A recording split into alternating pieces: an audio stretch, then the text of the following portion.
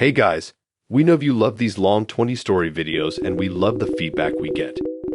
However, it takes a while for our small team to make them. That's why we've moved over to a new channel, Wideawakehorror Extended, just for our long stories with a bigger team, and we will be uploading the longer stories from that channel from now on. So guys, please head over to our new channel and hit that subscribe button so you don't miss out on any new videos. The channel link will be in the video description and in the comments. Let's try and hit 1,000 subs on our new channel. I know you legends can get us there. And when we upload, comment that you're from the original Wide Awake Horror channel so we can appreciate you as one of the OG members. Thank you so much for being part of the Wide Awake Horror family. We hope to see you on our new channel. We love you guys.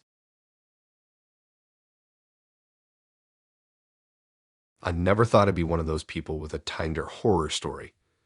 You know, the ones where you meet a guy and everything seems fine until you find out there's something seriously wrong with them. I'd heard plenty of stories from friends, but I figured they were all exaggerations or bad luck. Of course, I didn't think it would happen to me, until it did. I met Nathan on Tinder a few months ago. We started chatting, and everything seemed normal. He was cute, funny, and seemed genuinely interested in me. His messages were thoughtful and engaging, never rushed or too forward. I was kind of impressed. After a few days of texting, we agreed to meet up for coffee. The date went well, and I couldn't deny that there was some kind of spark between us. He was charming, not pushy, and I liked that he seemed mature for his age. The first few dates were fine. He seemed like a genuinely nice guy, and was starting to feel comfortable with him. He talked about his past relationships, but never in a way that seemed like he was still hung up on them. He mentioned an ex a couple of times, but he was always quick to call her crazy or say she was obsessed with him. I didn't think much of it. People say stuff like that all the time when they're trying to distance themselves from an ex. I figured it was a typical breakup story, maybe a little dramatic, but nothing that raised any red flags. Things started getting weird when Nathan began mentioning her more frequently. It wasn't so much the fact that he talked about her, but the way he did. Every time her name came up, there was this sharpness to his voice. He'd say things like, "She just can't take a hint," or "She's still calling me, sending me messages. It's like she won't let go." He'd laugh it off, but there was something about it that didn't sit right with me. I asked him about it once, just to make sure he wasn't still emotionally involved with her, but he assured me that she was crazy and that he hadn't responded to any of her attempts to contact him. I wanted to believe him, so I did. I mean, who would lie about something like that, right? Especially after we'd been dating for a few weeks. He was always reassuring me that he was over her. But as time went on, I started noticing the small signs that maybe he was telling a different story than the one he was feeding me. It started with the texts. Nathan would sometimes leave his phone lying around when he'd go to the bathroom or step out for a second. I didn't think much of it at first, until I saw the notifications pop up on his lock screen one day. The name at the top of the screen was her name, the one he always referred to as crazy or obsessed. I told myself it was probably nothing, but I couldn't stop glancing at the phone. I tried to ignore it, but I couldn't help it. One evening, Nathan left his phone charging in the living room while we watched a movie. I knew I shouldn't snoop, but I felt a weird gut instinct that told me something was off. So I picked it up and unlocked it. What I saw was enough to send a cold wave of unease over me. The texts weren't from her begging for him back or telling him she couldn't live without him, like he'd led me to believe. No, these texts were from Nathan to her, and they were bad, really bad. He'd been sending her message after message, telling her how much he missed her, how he didn't mean for things to end like they did, and how he wanted to work things out. There were messages where he told her that he couldn't stop thinking about her, that he wasn't really over her. I felt my stomach drop as I read through the conversations. It wasn't just a few messages either. It went on for weeks, long, drawn-out conversations that made it clear he had been playing both sides. I couldn't believe it. This was the guy who'd made me feel so secure, so special, the one who kept telling me how over his ex he was. And now I was reading texts where he was telling her the complete opposite. It hit me like a ton of bricks. He had been lying to me, and not just about being over her, but about everything. I kept scrolling, my hands shaking as I read more. He had been sending her pictures of us. Some were from our dates, where we were clearly having a great time, laughing, smiling, totally carefree. There were even a couple of selfies we had taken together at a restaurant, where we looked happy and in love. And then there were the messages from Nathan to his ex, saying things like, You wouldn't believe how great it is with her. I'm just trying to get past everything with you first. I felt sick. How had I missed all the signs? How had I been so trusting? I didn't know what to do next. Part of me wanted to throw the phone down, storm out of his apartment, and never look back. But another part of me was in shock, too confused to even think straight. I put the phone back, trying to calm my racing heart. When Nathan came back, I pretended everything was normal. I didn't want him to see how freaked out I was, or that I knew the truth. For the next couple of days, I acted distant. I couldn't bring myself to text him back, couldn't look him in the eye. I kept replaying the texts in my mind over and over again. The lies, the manipulation, it was also clear now. He had been playing me from the beginning. I couldn't stand it anymore. I broke up with him a few days later, telling him that I needed space, that I wasn't sure if we were really a good match after all. He tried to argue to convince me to give him another chance, but I was done. It was one of the hardest things I've ever done, but I knew I had to walk away. Nathan had lied about everything, and I wasn't about to let myself be a part of his mess any longer. I deleted his number, blocked him on social media, and erased every trace of him from my life. But the whole situation still haunts me. The realization that the guy I thought was perfect was actually someone with a whole other side to him. It was a rude awakening. I'd never thought I'd be one of those people with a Tinder horror story, but here I am telling mine. So, to anyone who reads this, trust your gut. And if something feels off, don't ignore it. Nathan was good at lying, but the truth always comes out. It might take a while, but it will. And when it does, it's terrifying. Just a kind reminder that we will be uploading our longer 2-hour stories from a new channel called Wideawakehorror Extended.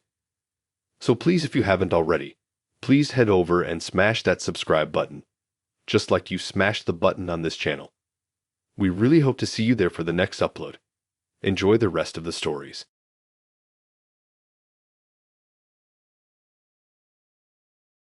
Okay, I don't know if I'm just unlucky or if Tinder really is a breeding ground for weirdos, but I've got a story that I never expected to have. I'll start from the beginning because honestly, I didn't see it coming at all. Ryan's profile was perfect, like too perfect. You know those profiles that just seem too good to be true? Well, his was one of those. He was charming, handsome, and had all the right hobbies listed. Outdoor activities, photography, traveling. He seemed like the kind of guy you could have an interesting conversation with. His pictures were good too. One of him hiking in the mountains, another of him laughing with friends at some bar, and a third of him at a coffee shop reading a book. All the usual stuff, nothing weird or sketchy at first glance. So of course I swiped right.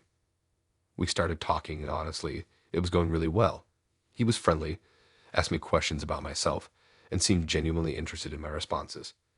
We chatted for about a week before agreeing to meet up for drinks. I was excited, honestly. I'd been on a few dates from Tinder before, but something about Ryan felt different. Maybe it was his smile in the photos or how he seemed to put so much effort into his responses. Whatever it was, I thought this could actually be a good date. The night of the date, I was a little nervous, but that's normal, right? I showed up at the bar we'd agreed on and was surprised to see him standing outside, looking just like his pictures. It was nice. He didn't look like some sketchy dude who used someone else's photos. I had heard horror stories about that, and he had a smile on his face. We exchanged some pleasantries, hugged awkwardly, and went inside to grab a table. Everything felt fine. At first. But as the night went on, I started noticing little things that didn't add up. Like, Ryan kept hesitating when I asked him about his jaw. He'd start talking about his marketing role at some company, but then he'd trail off, like he was trying to remember the right details. He'd shift in his seat, change the subject, or throw out vague answers. It was odd, but I didn't think much of it at first. Maybe he was just nervous or had a hard time explaining things. I mean, it was a first date, right? Then there was the whole city thing.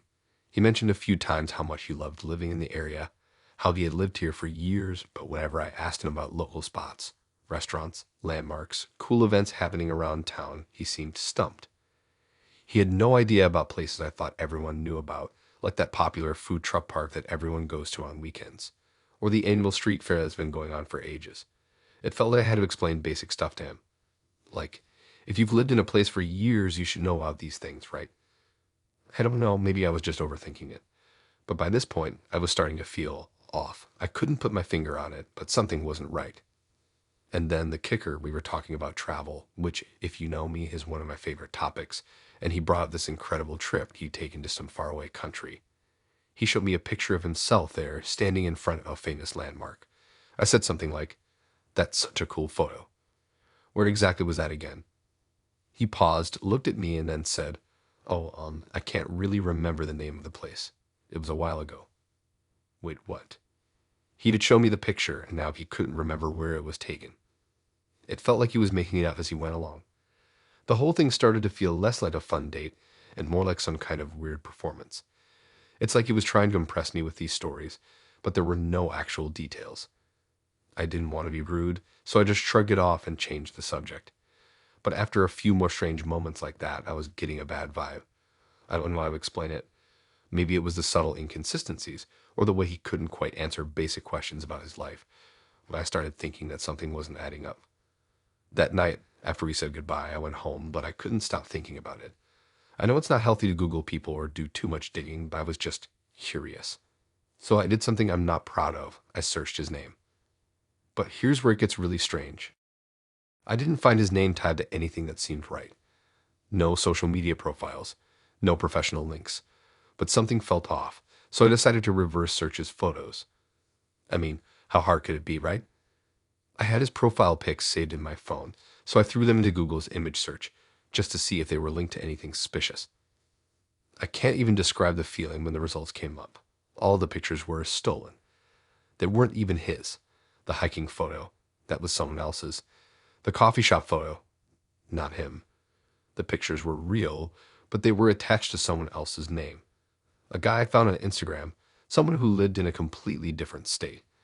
My heart started racing. I couldn't stop looking through the results. Each of Ryan's pictures had been pulled from other accounts, all from different people who weren't the guy I had been talking to. One of the profiles even linked to a Reddit post from someone who had been catfished by the same guy. I felt a pit in my stomach. Ryan wasn't even his real name. It hit me all at once. He wasn't just some guy with a weird profile. He was someone pretending to be someone else.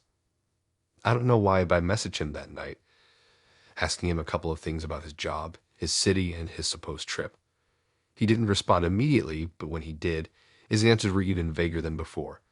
I asked about the photos, if they were really him or if he just found them online, and he completely ignored the question. The next day, I blocked him. I couldn't deal with the weirdness anymore. I told a couple of friends about what had happened, and they were all equally freaked out.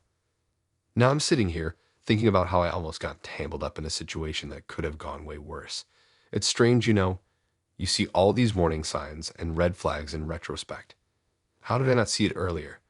But I guess when someone's really good at pretending to be something they're not, it's easy to get caught up in the illusion.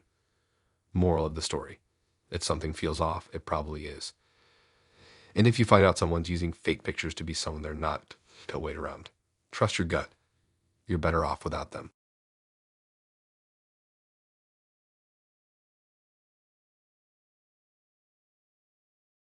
I never thought a second date could turn into a nightmare. I mean, everyone has some baggage, right? But there are definitely limits. When I first matched with Lee on Tinder, everything seemed normal. Her profile was the kind of stuff you'd expect. Cute pictures, a few witty lines about her love for hiking and brunch, and a simple looking for someone real, not just a hookup. She seemed down to earth, and her messages were chill. We swapped some fun banter, talked about our favorite TV shows, and I thought, hey, this could work. Our first date went pretty well.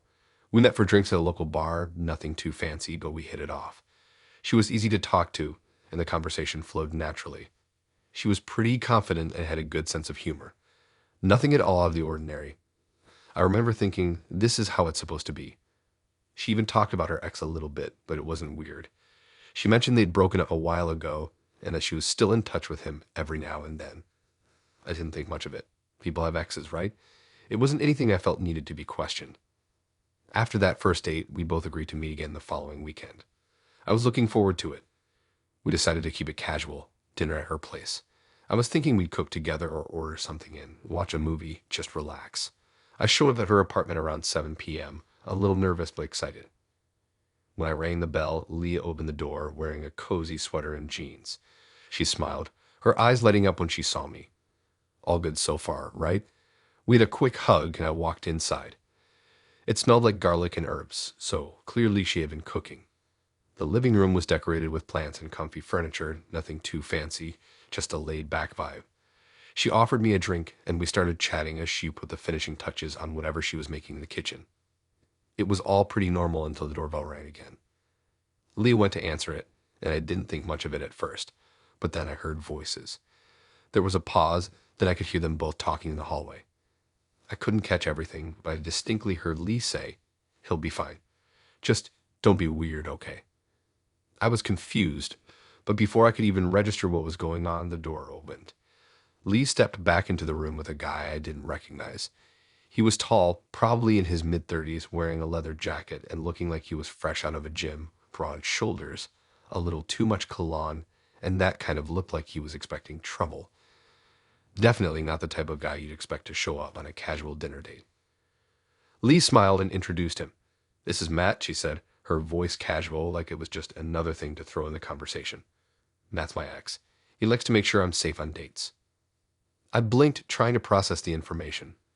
I thought she said she wasn't really into her ex anymore, but here he was, standing in her apartment, looking me up and down with a raised eyebrow. At first, I thought maybe Matt was just one of those super protective friends. Maybe they'd had a falling out, but were still cool. But the way he stood there, arms crossed, eyes locked on me, didn't give off that friendly ex vibe.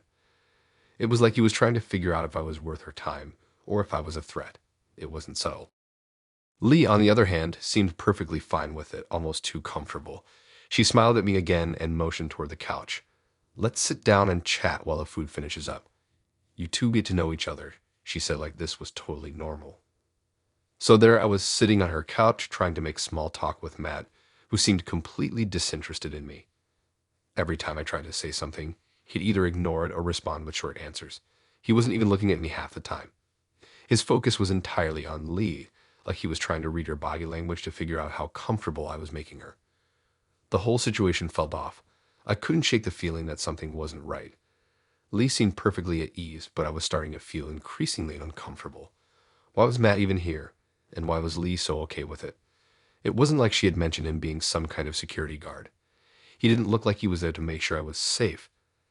He looked like he was there to watch me. I tried to brush it off, but as the night wore on, it got weirder. Every time I made eye contact with Matt, I got this cold vibe, like he was sizing me up in a way that wasn't just about being protective. At one point, I accidentally mentioned that I'd been in a long-term relationship before, and Matt immediately jumped in, asking about how it ended. He didn't ask in a genuine curiosity way, but more like he was poking for any cracks in my story, ready to judge. Lee seemed oblivious to the tension in the room. She smiled, laughed at jokes, and kept the conversation moving like everything was totally normal. But I could see Matt wasn't letting his guard down. He was calculating, watching, and definitely not there to just make sure I was safe. The more I thought about it, the more I realized this wasn't just an ex showing up to say hi or be supportive. He was monitoring me. When dinner was ready, Lee asked if I wanted to eat at the table or on the couch. I was about to answer when Matt interrupted, his voice a little too firm. "You two should eat at the table. It'll be easier to talk." He didn't say it like a suggestion. He said it like a command. I felt my stomach tighten. This was getting out of hand. Eventually, after what felt like an eternity of awkwardness, I made up an excuse about needing to wake up early for work the next day. I wasn't sticking around to see how this would play out. I thanked Lee, said goodbye, and left, but not before Matt gave me one final look. Cold, unreadable, like he was sizing me up one last time. As I drove home, I couldn't stop thinking about the whole night. It felt wrong. Like I had been part of some twisted little game. I had never met anyone with an ex who hovered like that, especially not one who acted like he was keeping watch. I don't know what exactly Lee's deal was with Matt, but I'm sure of one thing.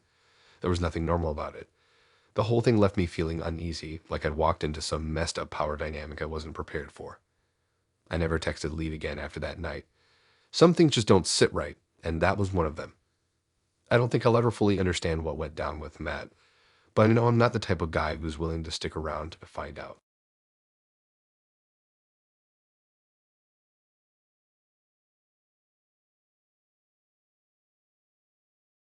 You know how you hear stories about disappearing people and think, that's never going to happen to me, right?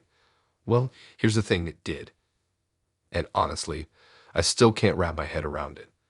This is the story of how a Tinder date went from amazing to completely insane in a matter of hours. It all started with Clara. Her profile was like everything you'd want in a match. Cute smile, some quirky captions, and enough common interest to get the conversation rolling. I don't remember exactly how we matched, but once we did, we hit it off. There was this easy flow between us right from the start. We talked about our favorite movies, shared music playlists, and laughed about the weirdest stuff. It felt like one of those this could totally be something kind of connections. Our first couple of dates were smooth sailing. Drinks at a cozy bar, dinner at this small Italian place I loved, a walk by the lake. The usual stuff, but somehow it felt special. The way she smiled at me, the way we joke about silly things like our terrible attempts at cooking or the random adventures we planned that we probably wouldn't follow through on. Everything about Clara was easy and warm, and I was genuinely excited for the fourth date. By the time we were set to meet, I felt I really knew her, like we were starting to click. That's why when I showed up at the restaurant that evening, everything seemed so perfect. It was a nice spot, nothing too fancy, just good food and a chill vibe. We greeted each other with that kind of excitement, like we were both looking forward to the night. But something felt off. I don't know how to explain it, but from the moment she sat down, Clara seemed distant. It was subtle at first.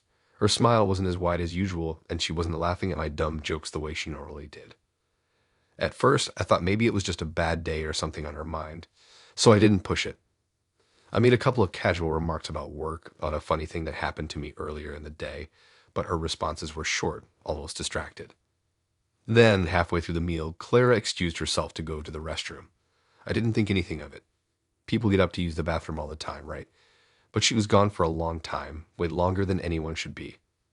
I kept glancing at the door, checking my phone, wondering what was going on. At first, I thought maybe she was just taking a while, but the more I sat there, the more it started to feel weird. 10 minutes passed, then 15. I told myself I was overthinking it, but the longer she stayed gone, the more I started to wonder if something was wrong. So I texted her just a quick message asking if everything was okay. No reply. I waited a bit more, then texted again. Still nothing. At this point, I started getting uneasy. Was she okay? Was she just avoiding me? Maybe she got caught up talking to someone else, or she was annoyed and left without telling me. I waited for another 10 minutes, then called her. No answer. Now, this is where things started to get really strange. After the phone call went to voicemail, I sat there feeling a mix of frustration and confusion. I didn't want to look like a weirdo, so I stayed in my seat for another few minutes, staring at my phone, debating whether I should just leave. Eventually, I decided to leave, but not before checking with the staff to see if they'd seen her leave or if something had happened. They hadn't seen anything unusual, which only made it worse. If she'd left, she hadn't told anyone. I walked out of the restaurant, feeling completely disoriented. I checked my phone again. Nothing. No texts, no missed calls, no nothing. This was getting ridiculous. I wasn't about to chase her down, but I did send a final text, asking if she was okay, hoping it would at least get some kind of reply. Still nothing. As I drove home, I kept telling myself I was overreacting. Maybe she just had an emergency, maybe she didn't want to see me anymore, and maybe she didn't know how to tell me. But then the next morning something hit me. I decided to check her profile. I don't know why. I guess I thought maybe there was something I missed, or maybe she'd have updated her status or added something new. But when I opened Tinder, I had noticed something I didn't expect. Her profile was gone. Just like that. Gone. Poof. Vanished. I figured maybe she deleted it for some reason, but that felt odd, right? Why would she delete everything after just 4 dates? So I did a quick search on social media. Facebook, Instagram, LinkedIn. Nothing. No trace of her anywhere. It was as if Clara had just disappeared. I couldn't wrap my head around it. How does someone vanish like that? I wasn't imagining things. She had been there at the restaurant, in my texts, in the phone calls. She existed, or at least I thought she did. But now it felt like she was nothing more than a ghost, leaving no trace behind. I tried calling her again that morning, hoping for an explanation, but her phone had been disconnected. No voicemail, no nothing. Just a dead line. I wasn't sure what to do next, so I gave it a few days. Maybe she was just in a weird mood, or something happened that I didn't know about.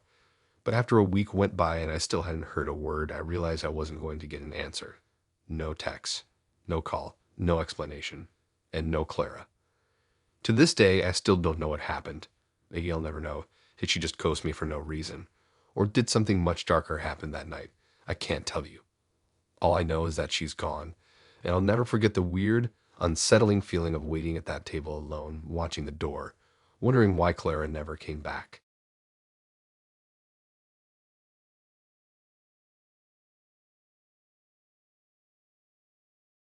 It's crazy how things can seem perfectly normal 1 second and then turn into a complete nightmare the next. I always thought those creepy Tinder stories were just exaggerated or overhyped. But after my experience with Emily, I'm not so sure anymore. It started off pretty standard, honestly. I matched with Emily on Tinder after a few days of scrolling through profiles. She seemed cool enough. Huge smile. Her bio had some funny bits about loving food and hiking, and she seemed down to earth. Her pictures weren't over the top, but she definitely had this girl next door vibe that felt comforting. We chatted for a bit before deciding to meet in person. I figured we could go grab some coffee, see if the connection was real. When the day finally arrived, I was a little nervous but mostly excited. I hadn't been on a lot of Tinder dates, but the ones I had been on weren't anything special. Emily seemed like she could be different, though. I even showed up early, got a coffee for myself, and waited for her to arrive. Then, when she finally walked in, it was like I was staring at a completely different person. The first thing I noticed was that she was way shorter than I expected. In her pictures, she looked about my height, which is average for a guy, but in person, she barely came out to my shoulder. I thought maybe the angle of her photos just made her look taller. No big deal. But that wasn't the only thing. Her hair wasn't the same either. She had dark, straight hair in her pictures, but now she was sporting this messy, wavy blonde look. It wasn't like she was wearing a wig or anything. The transformation was noticeable. And her skin looked nothing like the smooth complexion I had seen in the pictures. She was a lot more freckled than I'd expected, with some visible acne scars. Again, I told myself, it's fine, she's still cute, trying not to let my brain go into overdrive. But as we sat down and started talking, things only got weirder. At first, it was normal. She was friendly, a little shy, but seemed engaged in the conversation. We talked about our hobbies, the usual small talk you do when you're meeting someone for the first time. But then something kept bugging me. She kept calling me by the wrong name. The first time, I brushed it off, thinking maybe she had just mixed me up with someone else. It happens, right? But then it kept happening. She called me Jake at first, then Ryan. At one point, she called me Mark. Each time I corrected her, saying, actually, my name's Chris. But it wasn't like a casual slip-up. She didn't seem embarrassed or apologetic. She just kept doing it. And that's when I started to feel really uncomfortable. Every time she said the wrong name, it felt like she wasn't just mixing me up with someone else. It felt like she wasn't even seeing me. She seemed to be looking through me like I was just some placeholder. The more I thought about it, the weirder it got. She was still texting me the same way she did on Tinder, like everything was normal. But the person in front of me didn't match up to the person I'd been chatting with. Her face was a little different, her voice was softer than I expected, and there was something in her mannerisms that didn't quite click. It was like she was playing a role instead of being herself. I kept trying to steer the conversation to safer topics, but no matter what, she kept drifting back to weird subjects. She'd talk about how she loved to travel, and then suddenly mention a place she had definitely never been, like she was trying to impress me with stories she made up. When I asked her more details, like when she went or how it felt, she'd get defensive, saying something like, oh, I was just really busy at the time. By now, I had pretty much made up my mind. This wasn't the Emily I'd been talking to online, and I wasn't sure what was going on, but I was done. I couldn't handle this disjointed conversation anymore, but I didn't want to seem rude, so I sat there nodding along, trying to keep it together. After what felt like hours of awkward silences and strange conversations, I finally had enough. I got up to leave, telling her I had to go. When I reached the door, she stopped me and said something that really freaked me out. She told me, I like to make sure guys are serious before I show them the real me. It hit me like a ton of bricks. She said it so casually, like it was some sort of justification for her strange behavior. What did she mean by the real me? The girl I was talking to didn't feel real at all. It felt like she was hiding behind some weird mask. I didn't know what to say to that. I just nodded, muttered something about it being nice to meet her, and left. I figured that would be the end of it, but here's the kicker. A few days later, I checked my Tinder again and saw that Emily had unmatched me. I didn't think much of it at first, but then I started to feel uneasy. Something about her profile had always felt a little off, but it wasn't until now that I started looking at it more closely. I tried to find her on Instagram and Facebook. No luck. There was no trace of her anywhere except on Tinder. I had already started wondering if I had been catfished, but I didn't think much of it until I started going back through our conversations. Something about her story didn't make sense. She had always been a little vague when talking about her life, but now that I looked at it more critically, it felt like she was hiding something. It felt like she wasn't just hiding her face, she was hiding her whole life. To this day, I still don't know what was going on with Emily. Maybe she was just someone who didn't want to be honest with herself or with anyone else. Or maybe I was just the target of some weird experiment, like a way to see if I'd fall for her act. But one thing's for sure. After that date, I deleted my Tinder account and haven't looked back. It wasn't worth it to find out what else was behind that strange version of Emily.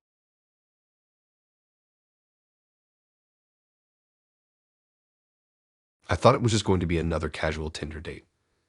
I had been on a few already, none of them going anywhere, but I wasn't looking for anything serious anyway. So when I matched with Lauren, I figured it would be just like the rest. Maybe a couple of drinks, some small talk, and we move on. But from the moment we met, it felt different. Lauren had this magnetic energy about her. She was beautiful, outgoing, and made me feel like I was the only person in the room. I wasn't used to this kind of attention.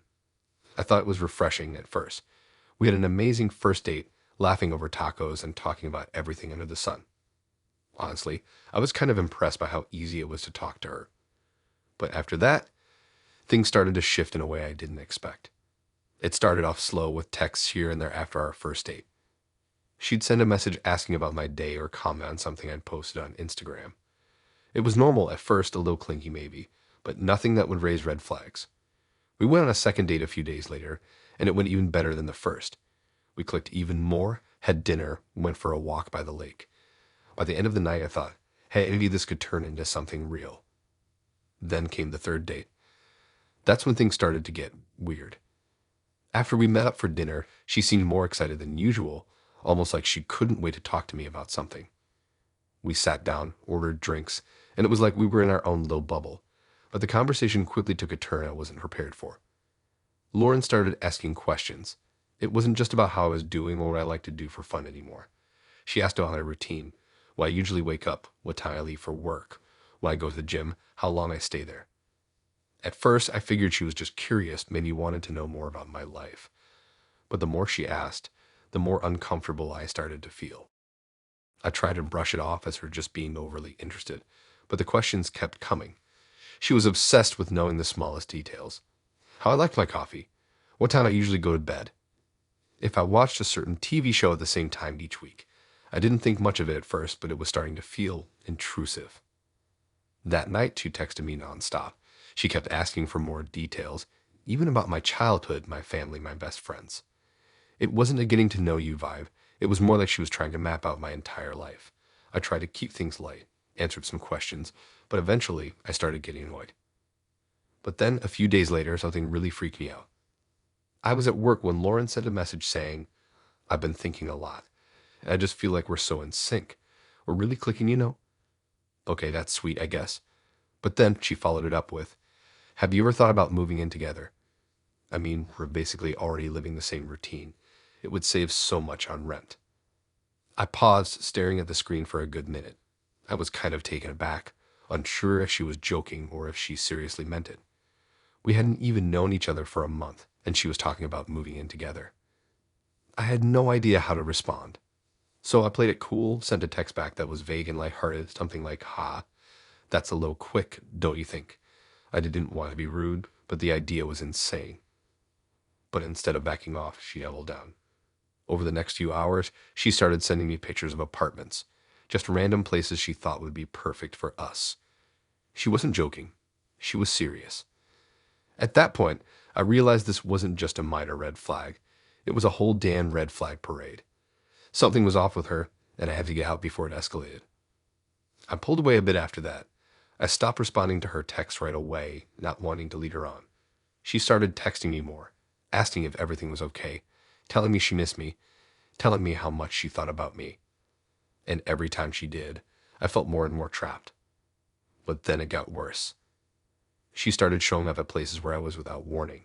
The first time, I ran into her at a coffee shop I go to every morning. I didn't think much of it. Maybe it was a coincidence. But then the next time I saw her at the gym I work out at, I hadn't told her where I went. She just happened to be there. The third time I ran into her was at a bar with some friends. She wasn't just coincidentally there. She was sitting at a table alone, staring at me from across the room. When I tried to walk past her, she stood up, grabbed my arm, and told me how much she missed me. At that point, I couldn't even pretend everything was normal. My heart was racing. I was seriously scared. I didn't know what to do. I had no idea how far this obsession of hers would go. So I did what I thought was the only thing I could do. I blocked her on everything. Tinder, text, social media. I even called my friends and told them what had been going on, just in case anything weird happened. For the first few days after blocking her, everything was quiet. I thought maybe she'd gotten the message and I could just move on with my life. But then, about a week later, I started getting strange calls. No number. Just silence when I picked up. It happened again and again, and every time I felt that same uneasy feeling crawl up my spine. I haven't heard from Lauren in a while, but every now and then I get a random message or email that doesn't make sense. Sometimes it's just a cryptic, "I miss you," or "I thought we were meant to be." I don't know what's going on with her, and to be honest, I don't ever want to find out. So I've kept my life private ever since, to trying to move on from that whole thing. But every time I hear a car pulling up outside my house, or a weird call, I can't help but wonder if she's still watching. All I know is that this Tinder date ended up being the stuff of nightmares, and I'll never take a chance like that again.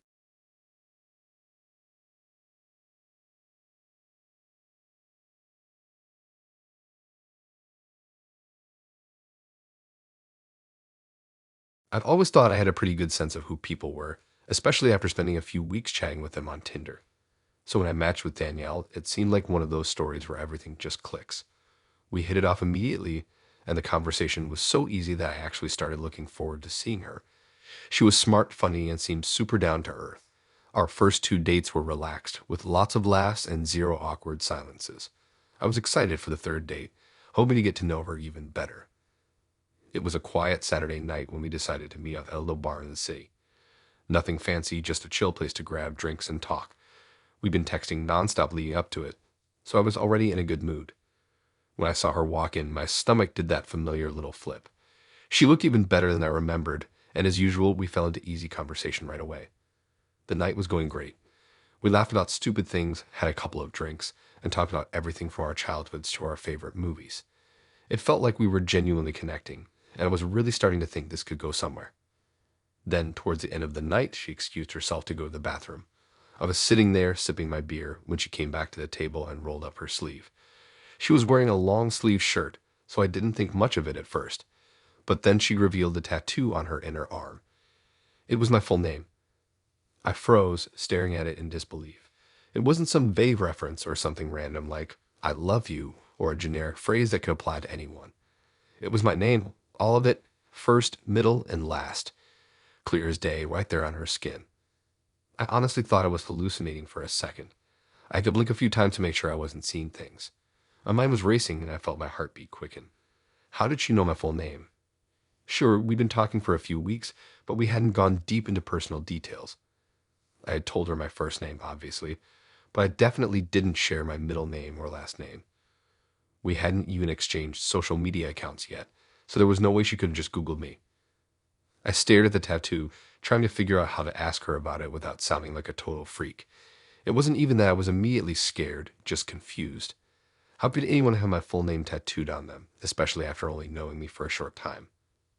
She noticed my silence and smiled, that same sweet, relaxed smile I had seen 100 times before. "You're probably wondering why I have it," she said. "I know it's a little forward, but I wanted you to know I've known about you for a while now."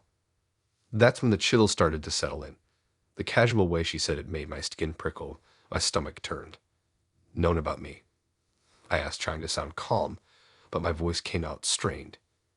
She didn't even hesitate, as if this was just another normal thing she'd said in 1,000 conversations. "Yeah, I've been watching you for a while. I think you're great. I just wanted to show you that I'm serious about this." She leaned back, casually taking a sip of her drink, like this wasn't the weirdest thing anyone had ever said to me. It hit me like a ton of bricks, and I could barely process what I was hearing. My mind was racing a million miles an hour. Watching me? What did she mean? How long had she been watching me? I wasn't a public figure or anything. Nothing that would warrant someone following me around. I tried to play it cool, but I could feel my palms starting to sweat. My mind immediately went into overdrive. Was she some kind of stalker? Or was this just a weird way of telling me that she was really into me? I honestly couldn't tell, and my brain couldn't seem to decide which possibility was worse. Either way, something felt off, and I had no idea how to react. I decided to try to take control of the situation, so I asked her where she had seen me before or how she'd come to know my name. She smiled again, but there was something about the way she looked at me now that said another weight of unease for me. It was like she was holding something back, some knowledge I wasn't supposed to have. She didn't answer right away, and for a second I wondered if she was going to laugh it off or try to make a joke. But instead, she just shrugged like it wasn't a big deal. "I just knew about you," she said, as if that was supposed to make sense. "You're kind of a hard person to miss when you're around. I've been following your Instagram for a while. You have an interesting life." I froze again. I didn't even have an Instagram account, at least not one that anyone could find. I hadn't mentioned any social media profiles to her, so how the hell did she know about this? I felt a cold sweat break out on the back of my neck. The rest of the night was a blur. I don't even remember how we said goodbye, but I know I need some lame excuse to leave. I didn't want to seem rude, but my mind was in a complete frenzy. I didn't even wait for her to finish her drink before I made a hasty exit. I couldn't get out of that bar fast enough. As soon as I got into my car, I texted a few of my friends, telling them what happened. Everyone agreed it was weird, but I still couldn't shake the feeling that something much darker was going on. Over the next couple of days, I kept thinking about it. I couldn't stop thinking about that tattoo, and then I started digging. I searched her name online, looking for anything I could find that might explain this strange behavior. That's when I found something that made my stomach turn. There were social media accounts that didn't belong to her, accounts with photos of me. Not just my public posts, but pictures I didn't remember posting. Pictures from my old Facebook, stuff from years ago. Photos that were clearly taken without me noticing.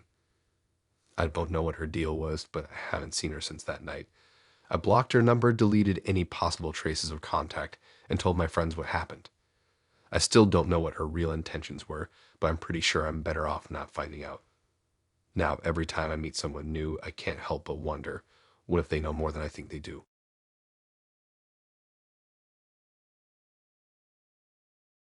Okay, so I know dating can be awkward, especially when you're just getting to know someone, but I never expected a Tinder date to go this sideways.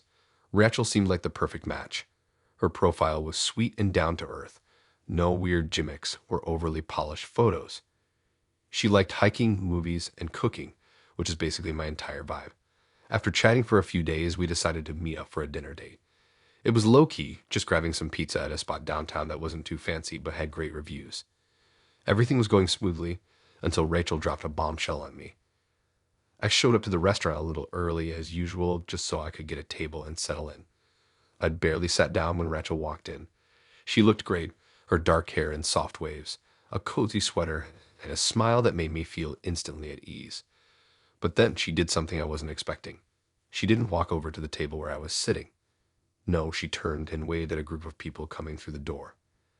At first, I thought it was a coincidence, maybe some friends she was meeting up with after our date. But no, the group walked right over to my table, and Rachel introduced me to what looked like her entire family.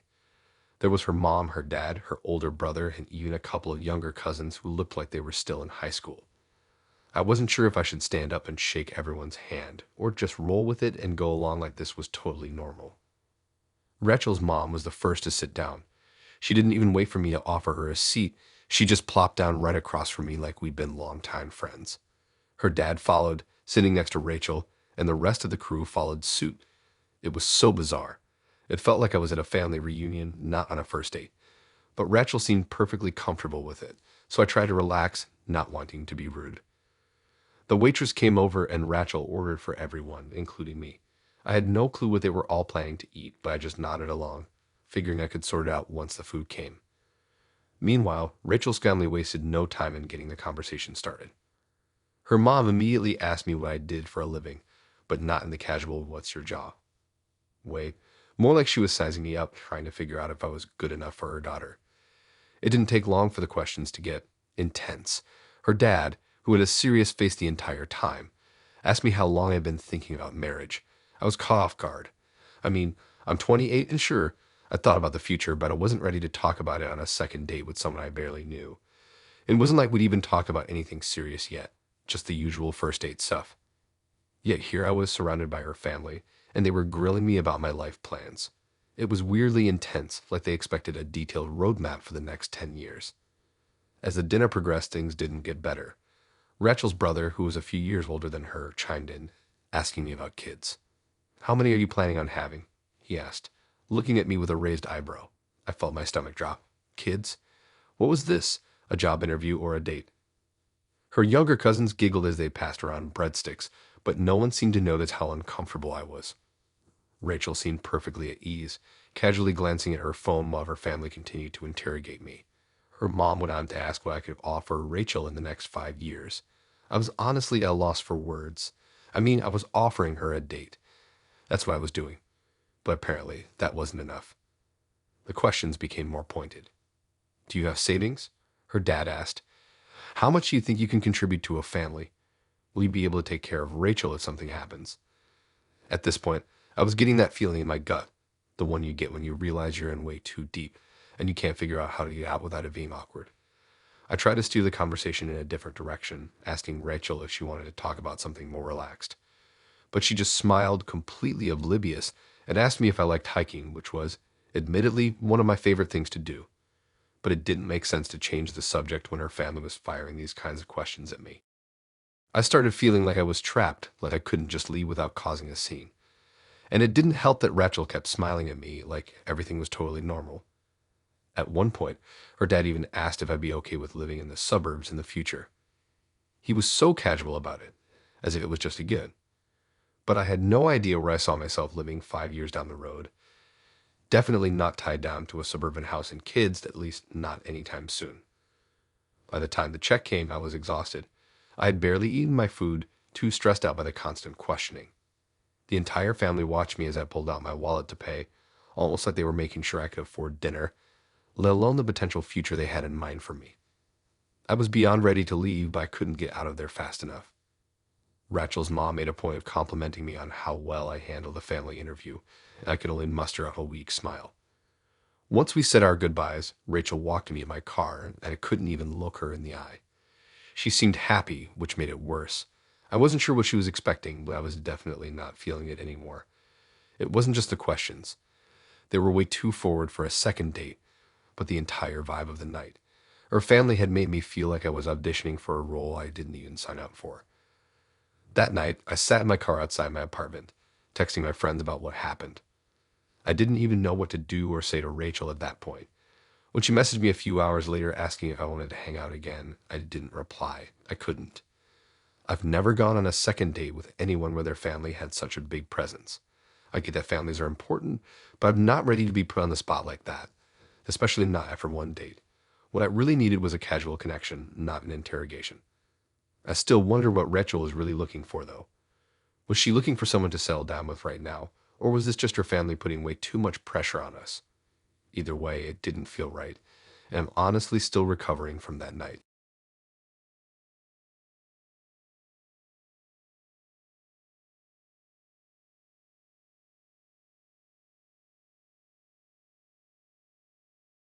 So I think every Tinder user has their horror story, right? But honestly, I never expected this kind of thing to happen. You always hear about the creepy messages or the one weird date, but what happened to me was something I never thought I'd have to deal with. Her name was Sarah, and I met her about 2 months ago. Her profile seemed pretty normal. Just the usual photos of her at brunch with friends, some travel pics, and a caption that basically screamed, "I'm fun and spontaneous." She was cute, super charming when we chatted, and we both like a lot of the same things: coffee, hiking, and movies. All in all, it was a solid match. Our first date was a simple dinner at a Mexican spot downtown. Honestly, it was great. We laughed, talked about stupid stuff, and the conversation flowed easily. Things were going well, and we went on a couple more dates. After about the fourth one, I started feeling a little bit of, I don't know, pressure. She was sweet, but it felt like she was trying to fit a lot of things into this relationship box pretty quickly. I'm not saying I wasn't into her, but I wasn't ready to get serious. I didn't want to rush into something, and she was kind of intense about the whole thing. I started pulling back a little. I cancel plans sometimes or not respond to texts as quickly, I guess she noticed. Eventually, I knew it was time to have the talk. I had to tell her that I didn't think we were a match long term. It wasn't anything personal, but I just wasn't feeling the connection I thought I would. I figured she'd be upset for a bit, but would understand. It happens, right? But I was way wrong. After I broke it off, things took a weird turn. The first sign something was off was when I came back to my car after work one afternoon. There, under my windshield wiper, was a note. It was written in neat handwriting, but the tone felt off. It said something like, "You don't really want this to end. I know you better than you think."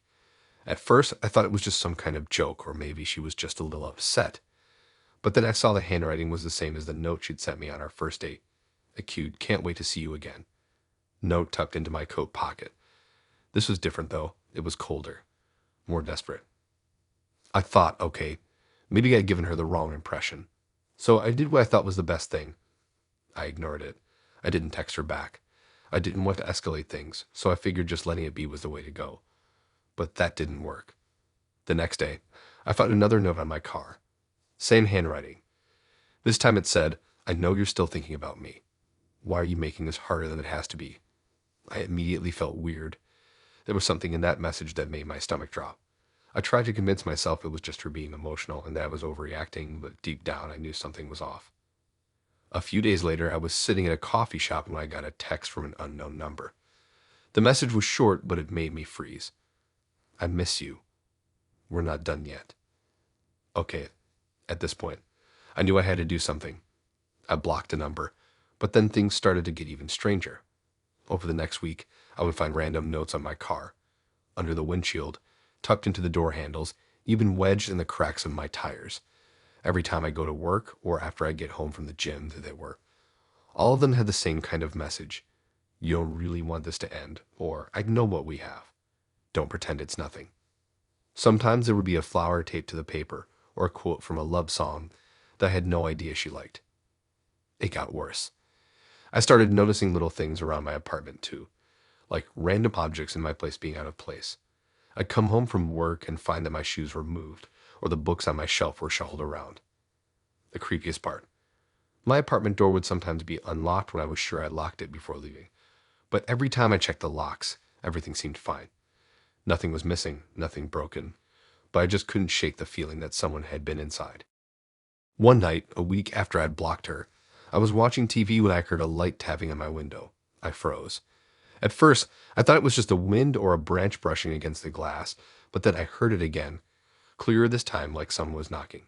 I pulled back the curtain slowly and looked out. There was no one there. I figured I was just being paranoid. Maybe it was just a bird or something. But then my phone buzzed with a text. The number was blocked, but the message came through. "I'm waiting for you. You don't have to be afraid. I'm right here." At that point, I was seriously freaked out. I started to feel like she knew everything I was doing. My routines, where I went, even when I'd be home. It was like she was tracking me. I couldn't take it anymore.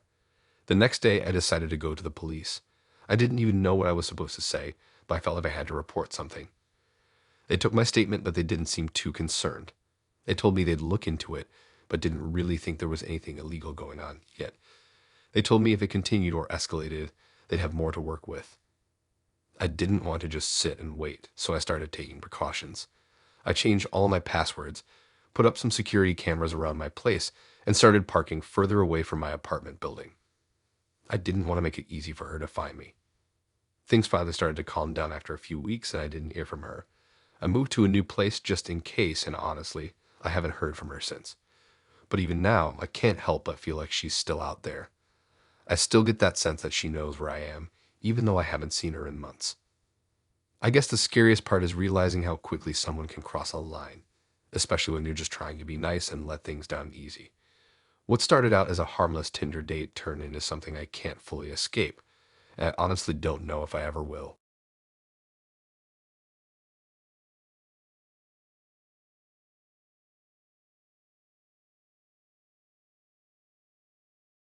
Alright, so this one still messes with my head, even after a few months. I've matched with this girl on Tinder named Anissa. She had a killer profile. Beautiful, adventurous, seemed pretty down to earth. We started texting back and forth, and the chemistry was great. She was super chill, always making me laugh. We went on a few dates, and each time it felt like we were getting closer. Honestly, I thought she could be the one. The first few dates were fine, just the usual. We went to coffee shops, talked about random stuff like travel plans, food, music. Nothing out of the ordinary. She seemed like someone I could vibe with. By the third date, I was starting to feel pretty comfortable with her, like I could see us hanging out long term. It wasn't until the third date when things started getting weird. So, on this particular date, she offered to drive me home. I thought it was a nice gesture. She had a car, and we were in a part of town where public transport wasn't great. We drove for a bit, chatted about random things, and I thought nothing of it. I had no red flags, no weird vibes from her at all. We got to my place, and I thanked her for the ride. It was a normal, chill evening. I waved goodbye, and she drove off. That was that. Or so I thought. A couple of days later, I started getting these notifications on my phone. It was the Find My app pinging me with random location updates. At first, I thought it was just a glitch. I didn't really pay much attention, but then it kept happening. I was at work, I was out with friends, and I kept getting pinged. Every time I moved, my phone would alert me that my location was being shared. I thought I'd accidentally shared my location with someone, but I checked, and nothing seemed out of the ordinary in the settings. So I kind of brushed it off, thinking it was just a random bug. But then it started to get weird.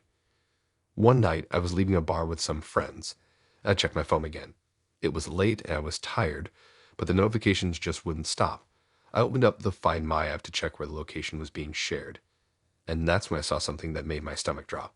It wasn't just random pings anymore. It was a map with my exact location on it. I was like, okay, this isn't right. So I dug deeper. I went into the app and checked who was tracking me, who had accessed my location. But there was nothing there.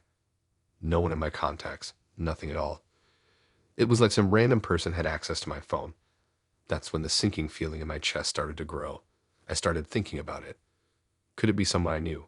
Was I being stalked? And then it hit me. The last time I had been in a car, Anissa's car. She had driven me home. She was the only one who knew where I was, and the pings seemed to be following my exact movements. Now, I don't know what made me think of it, but I decided to check my car. I had parked it that night right after I got home, and I figured, why not check? Maybe there's some logical explanation for all this. So I went outside, started walking around my car, looking under the wheels, under the bumper, but nothing seemed out of the ordinary. And then I checked under the driver's seat. That's when I found it. An AirTag. For anyone who doesn't know, an AirTag is one of those little Apple devices that you use to track stuff, like your keys or your bag. And it's supposed to be for things you lose, not to track people. I've heard of creepy stories involving AirTags before, but I never thought something like that would happen to me. But there it was, tucked under the driver's seat. I pulled it out, feeling like my heart was about to explode. I wasn't sure what to do. It didn't seem like a mistake. It seemed intentional. Someone had put that AirTag there to track me. And the only person who knew my schedule, who knew where I was going to be, was Anissa. It was the only explanation that made sense. She had to have done it. I immediately pulled the battery out of the AirTag, and then went inside to check the Find My app again. Sure enough, my location was still being tracked. That's when I started to panic. My mind was racing. Was she following me? Was she watching me? I don't know. I started thinking about everything, every little interaction we had. Was there something I missed? I decided to text Anissa. I wasn't sure what to say, but I had to ask her about the AirTag. I wasn't confrontational at first. I wasn't accusing her outright. I just asked, hey, do you know anything about an AirTag that's been tracking me? And for a while, I didn't get a response. When she finally did respond, it was weird. She wasn't apologetic or surprised or anything. She just said, it's no big deal. I just wanted to make sure you were safe. Don't worry about it. I was stunned. What? She had been tracking me and she was brushing it off like it was no big deal. That's when it hit me. This wasn't some harmless thing. This was serious. So I did the only thing I could think of. I blocked her on everything, social media, phone, text. Everything. I wasn't going to give her the chance to explain herself anymore. I was done. The worst part, I kept getting random pings from my phone for days after that.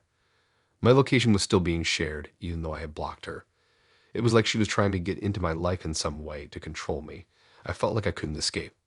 Eventually, the pings stopped. I'm still shaken by it.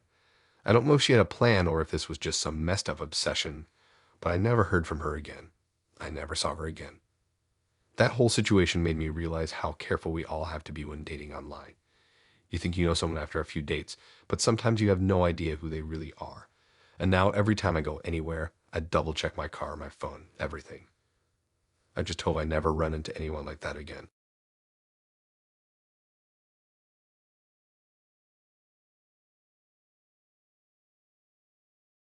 I still remember how normal it all seemed at first.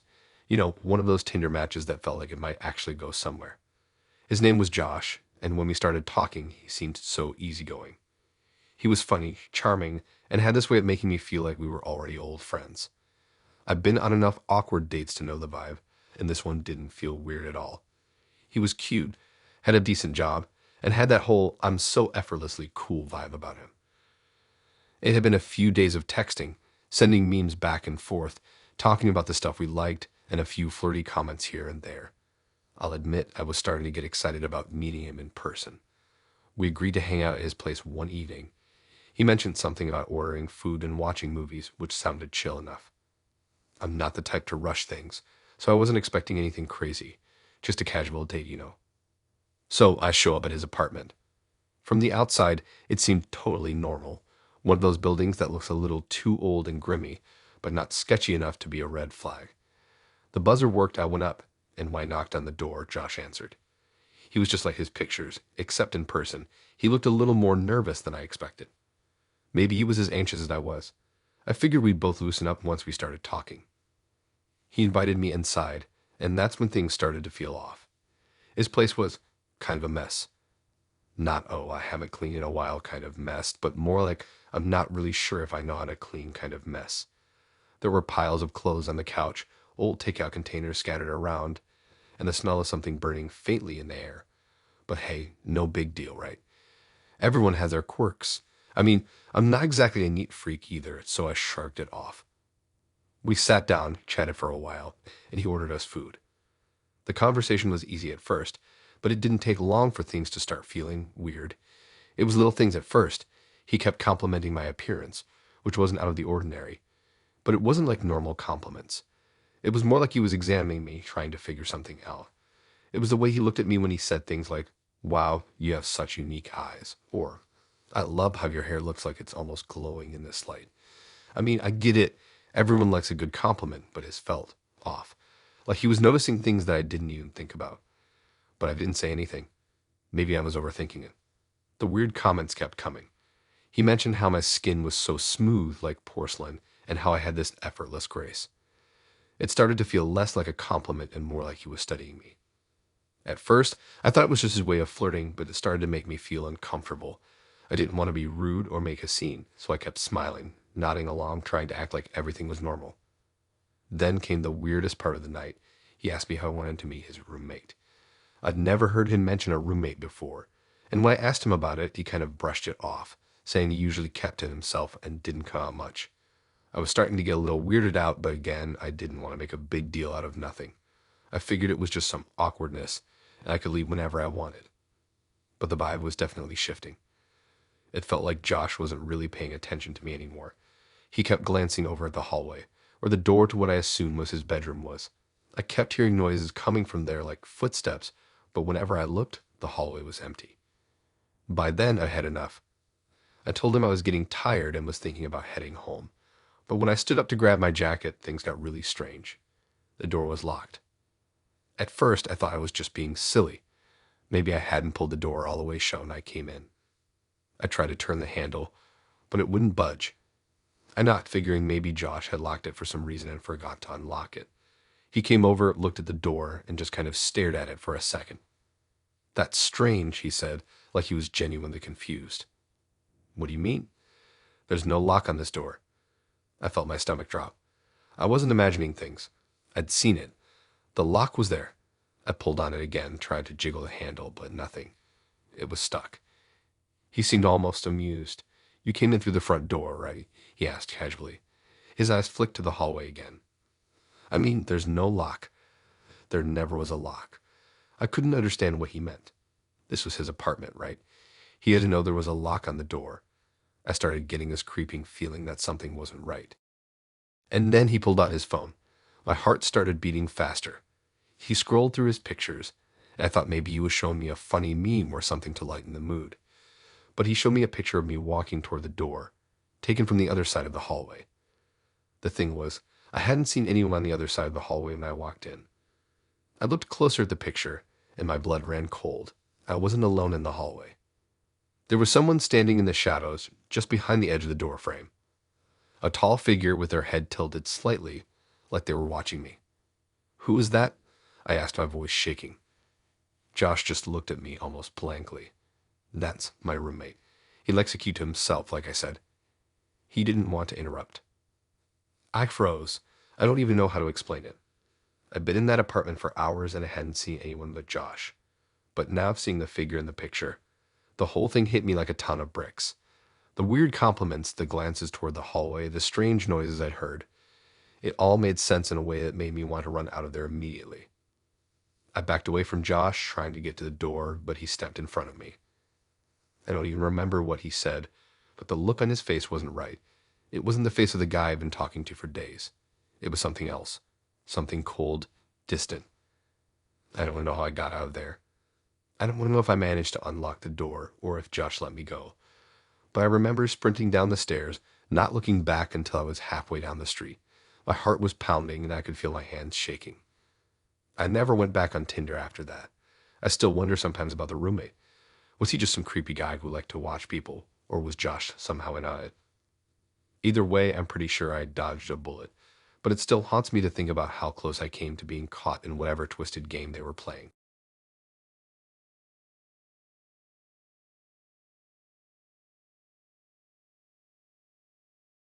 I don't know if I'll ever be able to forget that night. I'm still not entirely sure what happened or if I imagined it all, but I know one thing for sure. I will never trust Tinder the same way again. It started off like any other match. His name was Randy. He was one of those guys who seemed normal at first. Nice, polite, maybe even a little shy, but in a charming way. His profile was pretty standard. Pictures of him hiking, smiling with his dog, doing some kind of artsy thing with his friends. You know the type. Nothing about him screamed dangerous or even a hint of weirdness. We talked for a few days and the conversation was easy. He was funny, smart, respectful. No red flags, no creepy comments. After a couple of weeks of texting, he invited me to dinner. He was pretty low-key about it, just said we could hang out, order food, and relax. It sounded pretty chill, so I agreed. He lived about 20 minutes away, so I didn't think much of it. Honestly, I was excited. I was finally meeting someone who didn't feel like they were playing games. I was expecting just a normal night with a normal guy. I'll admit when I first walked into his place, there was something that felt off, but I couldn't put my finger on it right away. It was like walking into a perfectly fine apartment, but with a weird undercurrent of discomfort. The place was clean, nothing out of place. But as soon as I stepped in, I had the sense that someone was watching me. I brushed it off, thinking maybe I was just being paranoid or that I was reading into things. Randy greeted me at the door, and he was as friendly and polite as he had been in his texts. He seemed a little more nervous than usual, but I figured he was just as anxious as I was. He led me into the living room, where we sat down on the couch. As I looked around the room, I noticed the first thing that made me feel weird. The walls were covered in photos, lots of them. At first, I thought they were just regular snapshots of friends or family, but the more I looked, the more I realized these pictures were all of me. Not just any photos, though. They were close-up shots. Candid shots of me while I was sitting on the couch, talking, laughing, or even just looking down at my phone. The thing was, I hadn't posed for any of them. I hadn't seen him taking pictures. "Nice place," I said, trying to act casual. I didn't want to make a big deal out of something that might just be in my head. Randy smiled, but it felt forced, like he was trying too hard. "Thanks. I like having memories around." "Yeah, but these are a little intense, right?" I asked, joking, but I was serious. His smile faltered just for a second, and I could have sworn I saw something flicker in his eyes. But he quickly recovered. "It's just my thing. I guess I like taking pictures of people when they're not looking. Nothing creepy about it." It was then that I noticed his phone was buzzing constantly, but he didn't seem to care. I mean, who lets their phone just buzz away like that? Normally, you check it at least once, but he didn't. "Is everything all right with your phone?" I asked, trying to make conversation. "Oh yeah, no worries," he said, brushing it off with a wave of his hand. "Just some spam or something. Happens all the time." I didn't buy it, but at this point, I was still trying to keep things cool. Maybe I was just overthinking things. I mean, it's not like I caught him doing anything weird yet. The eating went on and we talked for a while. He ordered pizza and we watched some movie that neither of us really paid attention to. But the whole time, I couldn't shake this feeling that I wasn't alone in that room. The weirdness just kept building. His smile was more forced the longer I stayed, and there was something off about the way he kept looking at me. He glanced away too quickly when I caught him staring. Every time I shifted in my seat, he'd shift his eyes with me. It wasn't obvious, but it was enough to make me uncomfortable. Then came the moment that really sent my brain into overdrive. His phone rang. Not just a buzz, but a full-on call. He glanced at it quickly, but didn't pick it up. Instead, he just let it go to voicemail like it wasn't important. But when I saw the screen, my heart dropped. The contact photo wasn't some random name. It was a picture of me. And not a picture he had shown me before. This was a new one. A picture of me standing in the kitchen, looking out the window, unaware of the camera. It had been taken just moments ago. I felt the blood rush from my face. My stomach twisted into knots. I froze. My mind was racing. I didn't even know what to say. I didn't want to sound paranoid, but how else was I supposed to react? I tried to ignore the sinking feeling in my chest, but it was impossible.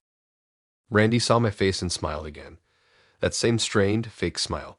"Oh, I forgot to mention," he said, his voice a little too cheerful. "I've got a little security system around here.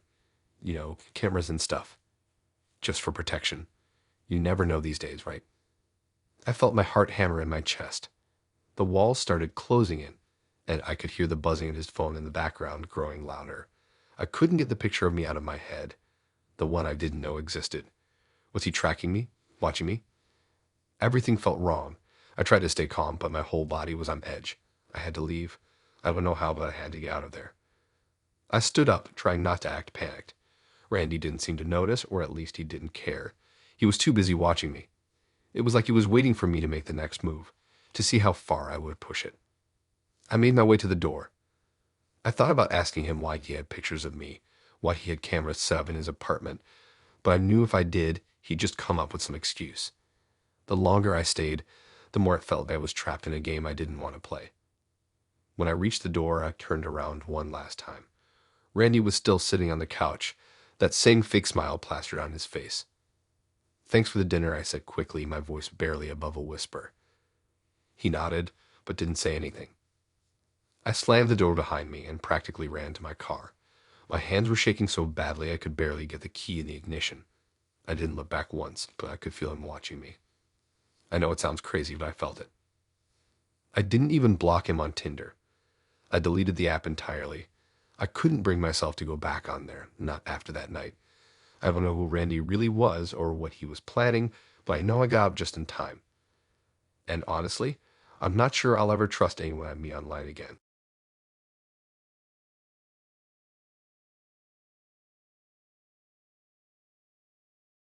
So, I don't know how to start this because even thinking about it still gives me the chills. Honestly, I don't know if I'll ever fully understand what happened or how far it all went, but I'll try to lay it out for you. It all started a few months ago. I matched with a guy named Harrison on Tinder. He seemed perfect, charming, funny, decent looking. We hit it off instantly. Our conversations were the kind you have when you really connect with someone. He was smart, a little sarcastic, and we had so much in common. We even had similar tastes in music and movies. It felt easy, like we were just supposed to meet. We talked for a couple of weeks before we decided to meet in person. I was excited, but also a little nervous. I mean, Tinder dates always have that potential to be weird, right? But Harrison put me at ease. He suggested a small coffee shop in the middle of the city. Nothing fancy, just a chill place to get to know each other better. I figured it was safe enough. The date went great. We laughed, talked about our lives, and I felt I could actually see myself getting to know him more. He was polite, attentive, and seemed genuinely interested in what I had to say. No red flags at all. I even felt comfortable enough to tell him a bit about my ex, which in hindsight I really regret. But at the time, it seemed harmless. I told him about the breakup, how it had been a while, and how I was still kind of getting over it. He listened, was supportive, didn't make it weird. After the date, we said our goodbyes and I went home. I felt pretty good about it. Maybe this was the start of something nice, I thought. I didn't think much of it and went straight to bed. The next morning, I woke up to a ton of messages from my ex. I mean a ton, like at least 10 messages, all sent after midnight. Now, it wasn't completely unusual because he sometimes texted me when he was drunk, but this time the messages were odd. At first, I figured he was just trying to get a reaction out of me, but when I opened the messages, things started to get really strange. He was mentioning things that only I knew about. The outfit I'd worn the night before. How did he know? I hadn't told him anything about it. Then he mentioned the coffee shop I'd gone to, which I hadn't even told him I was going to. But the weirdest part, he described the food I ate. He knew exactly what I'd ordered: chicken salad with balsamic vinaigrette and a caramel latte on the side. I wasn't sure what to think at first. My ex was always unpredictable, but this felt different. I had to go back through the messages just to be sure. I did it twice, and every time, it was like a cold weight was sinking in my stomach. I couldn't shake the feeling that something was wrong. It was almost like he was watching me. I sent him a message back, asking why he was texting me all this random stuff. But his response was even weirder. He claimed he had no idea what I was talking about, said he hadn't sent anything. Now, I know my ex well enough to know that he could be manipulative, but this felt off. He wasn't just being an asshole, he genuinely sounded confused. I couldn't stop thinking about it. Who else would know all of this stuff? It wasn't like it was common knowledge or anything. I hadn't posted about the date or anything on social media, so how did he know the details? At that point, I was spiraling a little. I kept going back through the messages. Maybe I missed something. But the more I looked, the more I realized that it was too weird to just be some coincidence. That's when it hit me. My mind was racing, connecting dots in a way I hadn't before. The weirdest part about my date with Harrison the night before: how much he knew about me. And I don't mean just stuff we'd talked about on the app. He knew things I hadn't shared with him directly. Little details like the way I always order the same drink at coffee shops, or how I can't stand crowded places. Things that felt personal. How did he know all that? How did he know me so well already? I started to panic a little. Maybe it was just a coincidence. Maybe he just had a good memory, or maybe I was overthinking it. But then I remembered something Harrison had mentioned about his job. He'd said he worked in marketing and data analysis, something that could easily involve digging through people's social media profiles and personal details. My ex. He didn't have that kind of access, but what if Harrison did? The next step was confronting Harrison. I couldn't keep all of this bottled up. I messaged him, telling him that something didn't feel right. I mentioned my ex's messages, the details he'd mentioned. Harrison responded quickly, saying that I was being paranoid and that I must have mixed things up. But the way he said it, it felt like he was trying to brush it off too easily. I couldn't stop thinking about the night we spent together. His smile, the way he asked all those little personal questions, his seemingly random comments that might have been just a little too familiar. He was asking about things that didn't feel like small talk, things that made me wonder if he was trying to find out more about my life than a typical date would warrant. That's when I decided to dig a little deeper. I went through his social media profiles. At first, everything seemed normal, but then I started noticing something strange: his connections, his followers. Some of them were people I knew from my past, people I hadn't spoken to in years, people who were still connected to my ex, and that's when I realized it. Harrison didn't just know things about me. He knew things that only someone close to me would know, things that made me sick when I realized what had happened. My ex. He created a fake profile under the name of Harrison. He'd been using it to monitor me. All the details he had about my life, my habits, and my date with him. It was all part of the sick game to keep tabs on me. He had been pretending to be someone else just to track my every move. I don't know why he did it. Maybe he was jealous. Maybe he couldn't let go. But I can't shake the thought that the person I've been texting all this time wasn't Harrison at all. It was my ex pretending to be someone else just to keep me in his grip, to make sure I couldn't move on. The realization hit me hard, and it left me feeling sick to my stomach. I had unknowingly been communicating with a ghost of my past, and I had no idea how deep it ran. After all this, I haven't heard from Harrison or my ex since that night. I blocked both of them, deleted everything related to that fake profile, and swore off online dating. But I still can't shake the feeling that I'm being watched. Every time my phone buzzes, I can't help but wonder who's really on the other side of that message. It's been a while, but I'm still freaked out by the whole thing. I don't know if my ex will ever stop, but I sure as hell won't be the one to find out.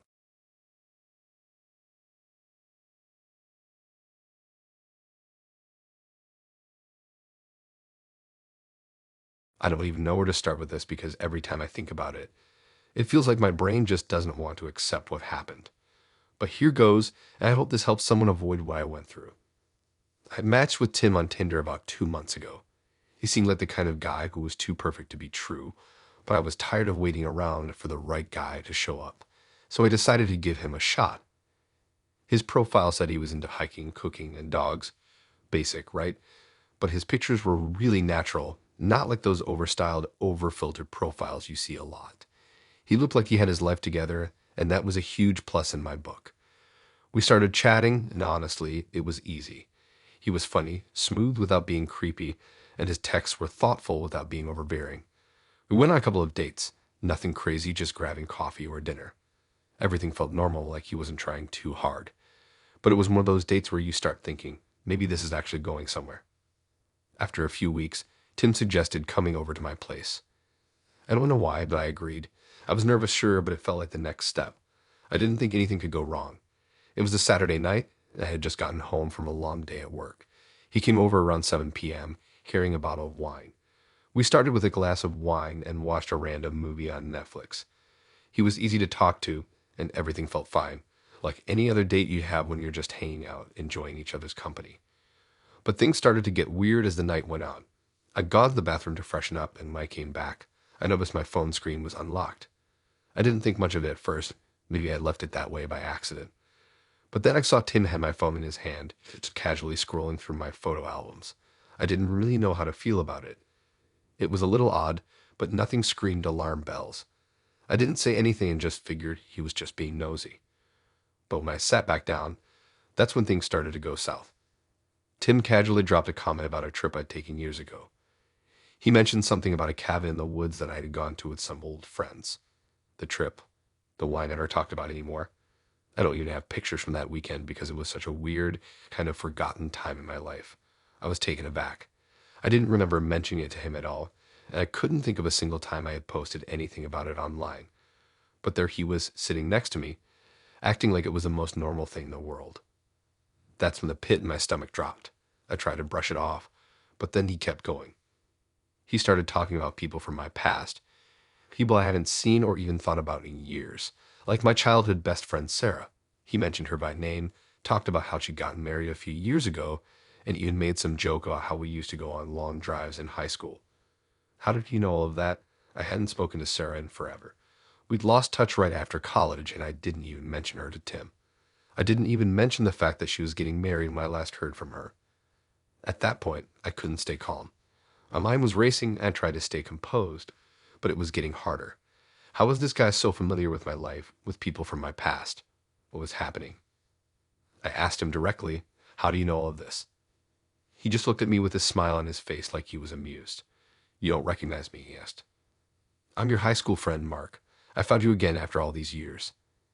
I froze. My brain didn't know how to process it. Mark? Who the hell was Mark? I had a lot of friends over the years, but no one named Mark that would fit the description. I hadn't seen any old friends in a while, but I was pretty sure if someone had shown up like that, I'd remember their face. But this guy sitting in my living room, I didn't recognize him at all. It felt like a joke at first, like he was pulling some sort of weird prank. When I looked closer, his face didn't look familiar. There were no hints of recognition on my end. I didn't know who he was, and I didn't know how he knew so much about me. His smile was a little too wide, like he was expecting me to figure it out, like it was supposed to be some kind of funny surprise. But to me, it was anything but funny. I stared at him, my heart pounding in my chest. It felt like time slowed down. I knew something was horribly, terribly wrong. This guy wasn't who he said he was. He wasn't Mark. He couldn't be. There was no way. As the silence stretched on, Mark started laughing a little, like he thought the whole thing was funny, but I was too freaked out to find humor in it. It all clicked in my head then. He wasn't some old friend who'd randomly popped up. He'd been watching me. For months. He'd been following my social media, looking through my old photos, maybe even digging through old friends' profiles, just to learn everything about me. He had stalked me, and he was using this fake persona to get close to me, to gain my trust. It wasn't a coincidence that he knew everything. He'd been waiting for the right moment to show up, to pretend like we had some past connection so I wouldn't question him. I don't even know what to do next. I just sat there, stunned, staring at him, my mind trying to process the reality of it all. I don't know how much he knew about me, how much he'd been keeping track of. But I knew one thing for sure. This wasn't just some weird coincidence. This was intentional. I didn't feel safe anymore. The guy sitting next to me was not the man I had invited into my home. He was someone else entirely. A stranger who knew way too much. I didn't stick around to figure out what else he might know. I grabbed my phone, told him I wasn't feeling well, and that he had to leave. He didn't fight me on it. In fact, he seemed kind of disappointed, like I'd ruined some plan of his. I don't even remember the details of how he left. My mind was so clouded, and I just needed to get away from him. I locked the door behind him, shut the blinds, and double-checked all the windows. I felt completely violated. It didn't make sense. How could he have been watching me for that long without me noticing? How had he been able to fake everything so convincingly? It felt like my whole world had just been turned upside down. I blocked him on every platform, deleted his number, and went through everything in my phone to make sure nothing was compromised. But even now, weeks later, I still don't feel safe. I still check over my shoulder when I'm out, and I can't help but wonder if he's still out there watching. I'm not sure if I'll ever understand how he pulled it off, but I'll never, ever forget how it felt to have someone invade my life so completely, someone I trusted who wasn't who they said they were.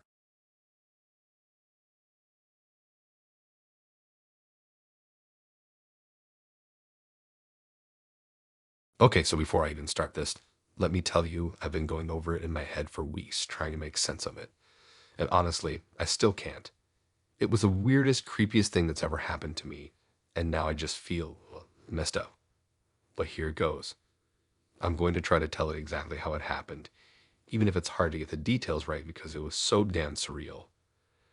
It all started with a guy I met on Tinder named Abdul. His profile was pretty normal, pictures of him hiking, a couple of cute dog pics, that sort of thing. His bio was simple too, just saying he was into good conversations and finding someone real. We talked for a while, and honestly, he seemed pretty sweet. He was always so polite, asking questions, making sure I felt comfortable, and he seemed genuinely interested in getting to know me. That's something you don't see a lot on Tinder, right? After a couple of weeks of texting, we decided to meet up in person. He suggested a coffee shop in the middle of downtown, one of those cute artsy places with comfy chairs and way overpriced lats. I was nervous, of course. I mean, you never really know what to expect when you meet someone online. But everything he said sounded fine, so I figured why not. I showed up a little early, which was probably a mistake in hindsight. I guess I just wanted to scope the place out, make sure I wasn't walking into some weird situation. I got myself a latte and sat at a table at a window, just watching people walk by. I kept checking my phone to see if Abdul had messaged me yet, but nothing. Okay, no big deal. I was used to people being a few minutes late. But as time passed, I started feeling a little off. It wasn't like paranoia exactly, but I couldn't shake this weird feeling like something was wrong. I glanced around the coffee shop, trying to spot someone who looked like he could be Abdul. No one stood out. After about 10 minutes, I checked my phone again. Still no message. I was starting to think maybe he had stood me up. Then my phone rang. I looked at the screen and my stomach did this weird little flip. The caller ID said it was Abdul. Now, I know what you're probably thinking. He's just calling to apologize for being late, right? That's what I thought too. So I answered the call. The second I picked up, I heard his voice. It was definitely him. It was his voice, the same way he'd sounded when we were texting, warm and kind of shy. He said, "Hey, I'm outside. Sorry I'm late, but can you do me a favor? Don't turn around." I froze, like stopped breathing for a second. I had this instant gut-level feeling that something was wrong, but I tried to shake it off. Maybe he had a good reason for being late, but the request he made, that didn't sit right. I remember hesitating, trying to act calm, even though my mind was already racing. He told me, just walk straight ahead and keep talking to me. Don't make a scene. At that point, I knew something was up. My heart was beating faster, and all of a sudden my surroundings felt off. I glanced around the coffee shop casually, trying not to seem paranoid, but I still didn't see anyone who looked like him. No one that matched his description. The more I looked around, the more it seemed like I was completely alone in the place. No Abdul. No one I could recognize. I didn't know what to do, but I didn't want to make a scene like he'd said. I didn't want to start freaking out and draw attention to myself. So I tried to play it cool. I kept my eyes forward like he asked, but my mind was spinning. Was he outside? Was this a joke? Maybe he was sitting across the street watching me through the window. As I kept walking, my hand started shaking, but I still didn't want to turn around. I kept holding the phone to my ear, listening to his voice. It didn't feel right, but I didn't know what else to do. I was just trying to stay calm. And suddenly the line went silent. It wasn't like the phone cut out. It was just empty. No sound at all. For a few seconds, I thought he might have hung up. But then a message popped up on my phone. The message from Abdul said, "It's better this way. You'll never see me coming." At that moment, I felt that the air in my chest just disappeared. I couldn't breathe. I stopped walking, just standing there on the sidewalk, staring at my phone. My hands were swaying. My thoughts were racing. What the hell did that mean? I glanced over my shoulder this time, just out of instinct. But still, there was no one behind me. No one even close. The whole street felt eerily empty, like time had just stopped for a second. I looked around again, trying to process what was happening. I kept thinking maybe I was just overreacting. Maybe it was some weird prank, right? But I couldn't shake the feeling that something wasn't right. I texted him back asking where he was, but my message didn't go through. I checked again. My phone wasn't even connecting to the network. I was starting to feel like I was in some bad horror movie where everything was glitching. The seconds felt like hours. I was standing there, rooted to the spot, trying to figure out what to do. I didn't want to get into a car or walk anywhere where someone could jump out at me. I felt like I was being watched, like someone had been following me for a while, just waiting for the right moment to do whatever they planned. I stayed like that for a while, frozen, just trying to process it all. My phone was dead to me, no messages or anything. I didn't hear from Abdul again. I didn't know if he was outside watching me or if it had been some kind of sick joke or if something darker was going on. But I knew one thing for sure. I wasn't sticking around to find out. I bolted back into the coffee shop, feeling like I might lose it completely. The barista gave me a weird look, but I didn't care. I couldn't sit there pretending everything was fine anymore. I needed to be in a crowded place, surrounded by people. I ordered another coffee, trying to calm down, but my mind was racing. I sat there for what felt like hours, but nothing happened. I didn't hear from Abdul again. The rest of the day passed without incident, but that feeling, that heavy feeling in the pit of my stomach, it didn't go away. I still don't know if it was a prank or if Abdul wasn't even who he said he was.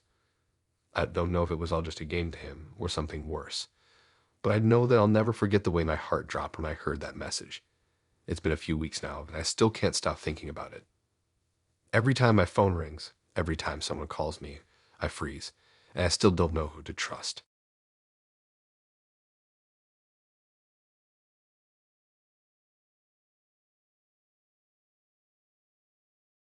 I know this might sound like one of those too good to be true stories, but trust me, it happened to me.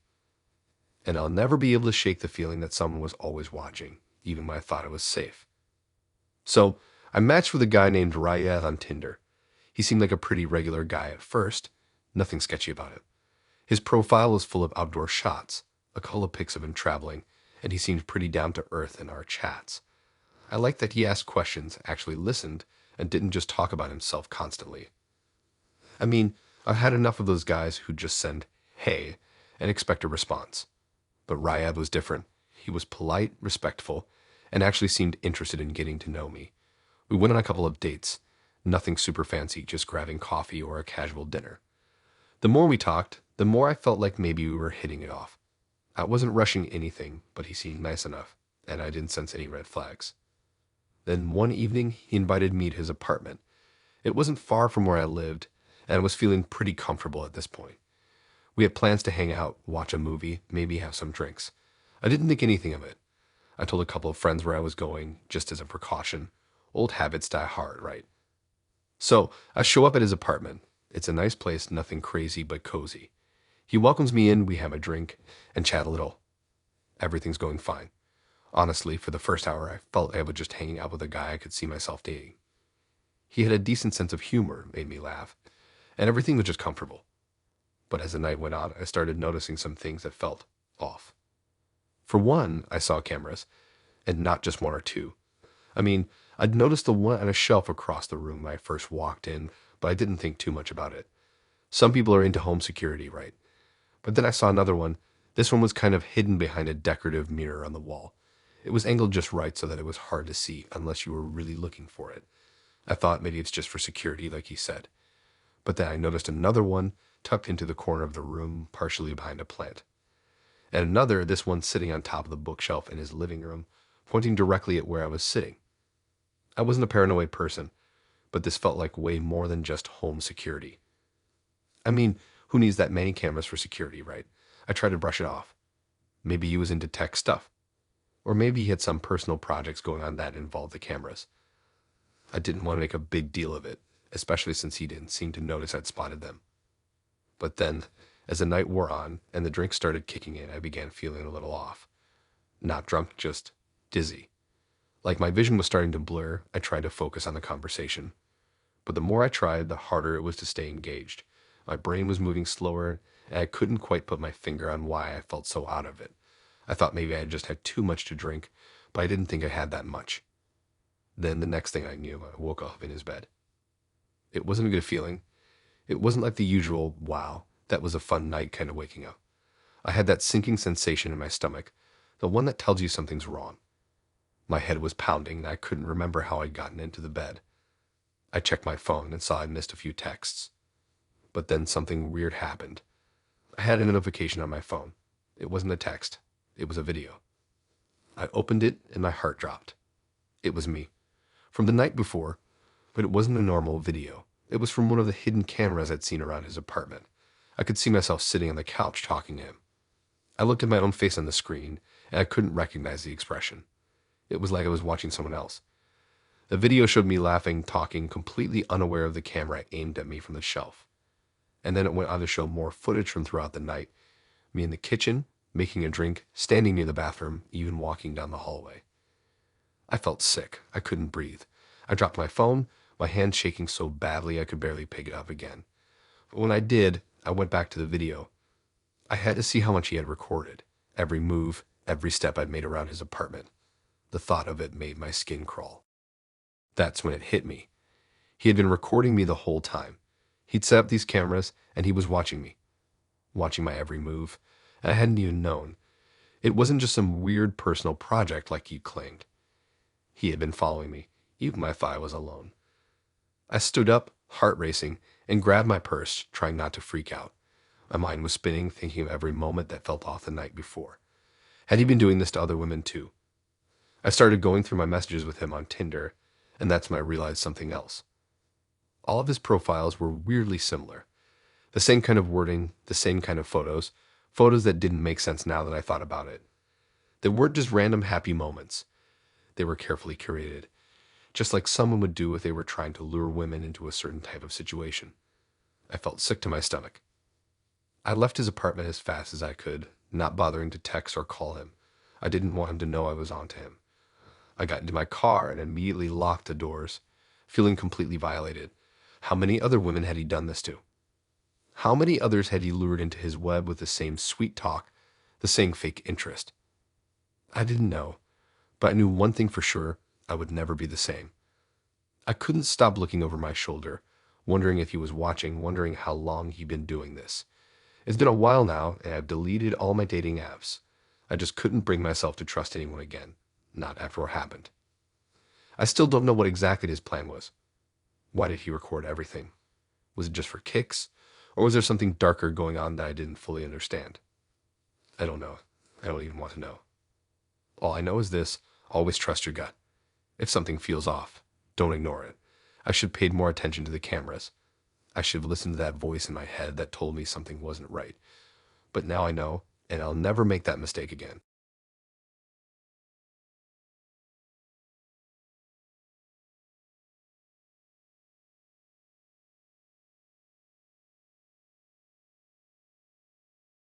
I've had my fair share of weird dates, but nothing was as unsettling as what happened with Luke. I still don't know if I was just unlucky or if I've been targeted from the start. Either way, it's a night I'll never forget, and it's left me constantly looking over my shoulder. It all started when I matched with Luke on Tinder. He was new in town, which I could totally relate to, and we seemed to click pretty quickly. His profile was full of outdoorsy stuff, like hiking and traveling, and he had that laid-back vibe that was really easy to talk to. I thought he was cute and he seemed down to earth, so we talked for a few days before deciding to meet up in person. He suggested going for a walk in the park near my place. It sounded pretty harmless, just a casual stroll to get to know each other better. I thought, why not? The weather was nice, And I wasn't really in the mood for anything more intense like a dinner date. I'd already been on a few bad dates, so this was a nice change. When I met him, he seemed even more chill than I had imagined. He wasn't super talkative, that was okay. He was one of those guys who was content with letting the conversation flow naturally. We talked about our lives, hobbies, and what brought him to town. Everything felt normal at first. We walked around the park, and I noticed a guy in a hoodie walking a little behind us. I didn't think much of it at first, just assumed it was someone out for a jog or a casual walk like us. But then we turned a corner, and the same guy was still there. Not super close, but definitely walking at a pace that made it seem like he was following us. It wasn't like he was trying to hide it either. He wasn't walking at a weird angle or peeking around trees. It was just odd. I brought it up casually to Luke just to see if he noticed anything, and he shrugged it off. "It's just someone out for a walk," he said, but I could tell he was trying to make it sound like I was being paranoid. I wanted to believe him, so I did. But deep down, I felt like something was off. The guy was still there, staying just far enough behind us to not be totally obvious, but close enough that I couldn't shake the feeling we were being followed. The whole vibe of the walk started to shift after that. I kept glancing over my shoulder, and sure enough, the guy was still there, lurking in the background. My stomach churned, and I found myself walking a little faster without even realizing it. Luke seemed totally oblivious, or maybe he just didn't care. After we finished the walk, we said our goodbyes and I headed back to my apartment, but something didn't sit right with me. I kept looking behind me as I walked home, and I swear I could feel eyes on me. It wasn't like I saw anyone there, but the feeling was unmistakable. I even took a longer route, just to make sure no one was following me. By the time I made it back to my building, I was on edge, convinced that someone was trailing me. I tried to shake it off. Maybe I was being dramatic, right? Just a weird coincidence. But when I got into my apartment and plopped onto the couch, I had this nagging feeling that wouldn't leave me. My phone buzzed. It was a message from Luke. At first, I thought it was just a follow-up to our walk. Maybe a thanks for a nice time or something. But no, it was the message that made my blood run cold.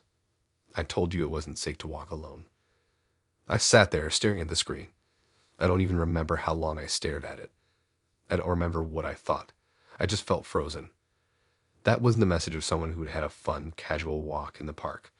That felt wrong. It was almost like he was warning me, like he knew what had been going on, like he had been in on it the entire time. I couldn't stand the weirdness of it. I blocked his number immediately. I felt my heart racing. I didn't know what's happening, but I knew something wasn't right. At that point, I was so freaked out that I didn't even care how rude it seemed. I had to do something. But that wasn't the end of it. No, that's when it really started to spiral. Later that night, I got another message. At first, I thought it was a random number, maybe a mistake, but the message felt too intentional. It said, "Do you remember that guy you saw on the walk? I was there watching the whole time, but I was never far behind." I was shaking when I read it. My mind was reeling. How could he know I was looking over my shoulder? How did he know about the guy I thought was following me? Was it just a coincidence, or was there more to this? I blocked the number immediately, but the texts kept coming. New numbers. Every time I blocked one, another would pop up within minutes, and they were getting more sinister. The messages started mentioning things I hadn't told anyone. Places I'd been, things I'd done. "You always take the same route home. I've been watching you for a while. You're so predictable, you know that. You walk through the park every afternoon right around 5:30. You should really be more careful." It wasn't just the texts, either. The messages would come in waves, always referencing things I had done that day or in the past few weeks. It felt like whoever was behind them had been keeping track of me for much longer than I realized. It wasn't just Luke's account being hijacked. This person had studied me, followed me, and now they were somehow inside my head. I didn't feel safe anymore. The person wasn't just sending creepy texts. They knew where I lived. They knew what time I walked to the store, where I liked to sit in the coffee shop down the street. It was like they were always watching. The last text I got, well, I won't even repeat it. It was the kind of thing that makes your skin crawl. And after that, I couldn't take any more. I deleted everything, my Tinder, my social media, all of it. I haven't been able to go back to that park. Every time I step outside, I feel like someone's lurking in the shadows waiting to strike. I still don't know who it was. Was it Luke the whole time, using the app to set me up? Was it someone else entirely, using his profile as a cover? I honestly don't care anymore. I just want it to stop. So yeah, I haven't been on Tinder since, and I'm not sure I ever will be again. If there's anything I've learned from all this, it's that people on the internet can be anything they want to be, and sometimes they're much, much worse than you could ever imagine.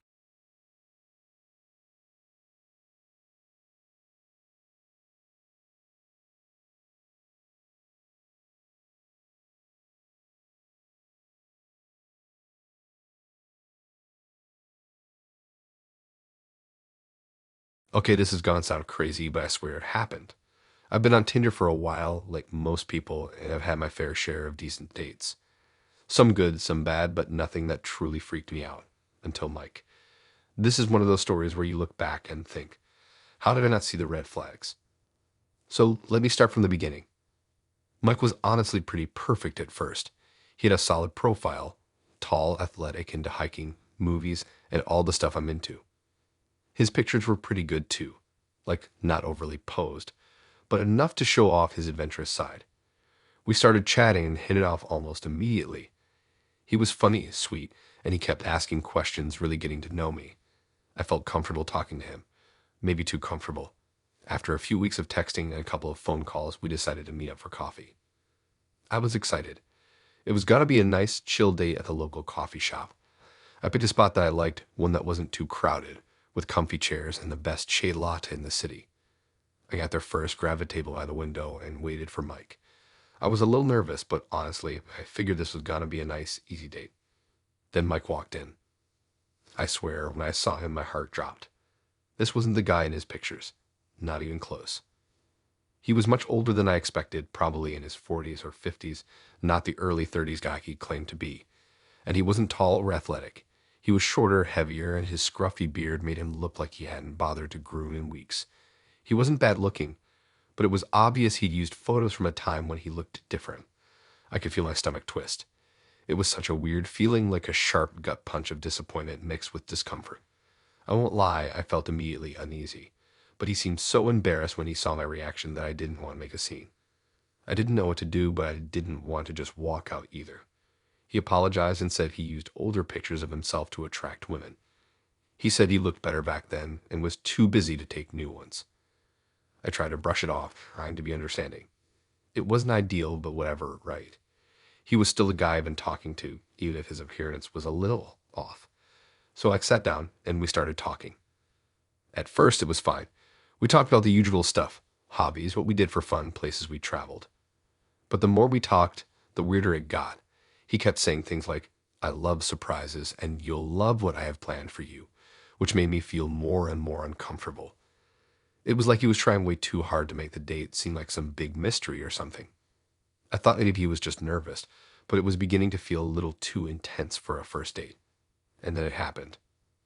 I was halfway through my coffee when Mike suddenly pulled out his phone. No warning, no lead up. He just slid it out of his pocket, grinned, and said, I hope you're okay with me recording this. I froze, unsure how to react. At first, I thought maybe he was joking, but then he hit the record button, and that was it. He didn't even ask if I was comfortable with it. He just started filming like it was the most normal thing in the world. My mind went blank for a second. I didn't know what to do. I could feel my heart racing, and I could already tell this wasn't just about a casual date. It wasn't even about getting to know me anymore. This felt like something else entirely. The way he was acting made it clear that this wasn't just a one-time thing. It wasn't a random attempt at a weird date. He'd been doing this before. I felt a pit in my stomach.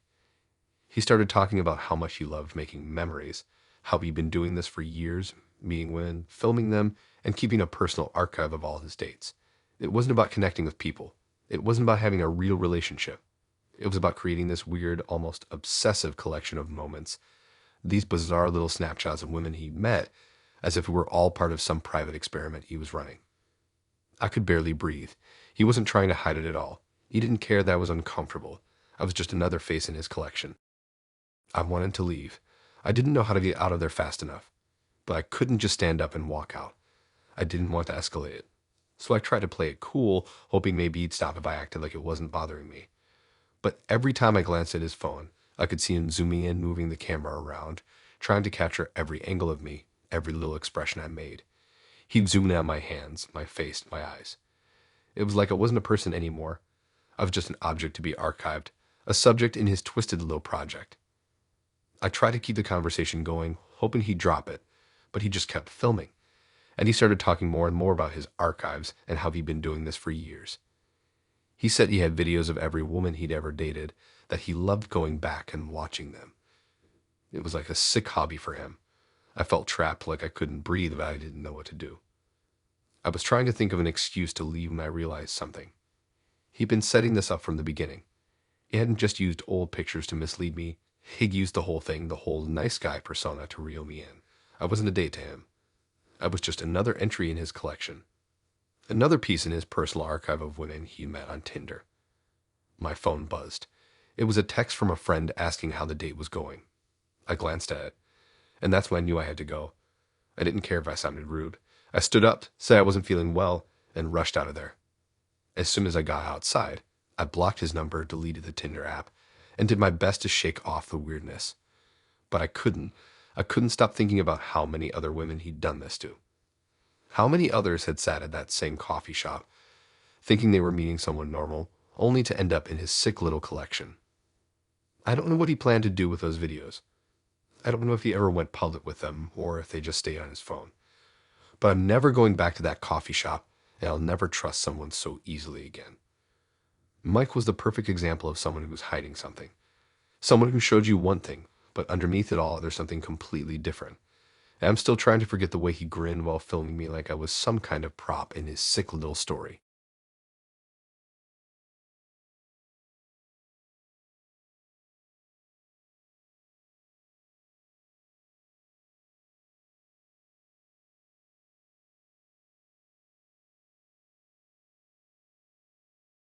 All right, this one's pretty messed up, and I'm still trying to wrap my head around it. It all started with a guy I met on Tinder named Dingus. He seemed like a nice, normal guy.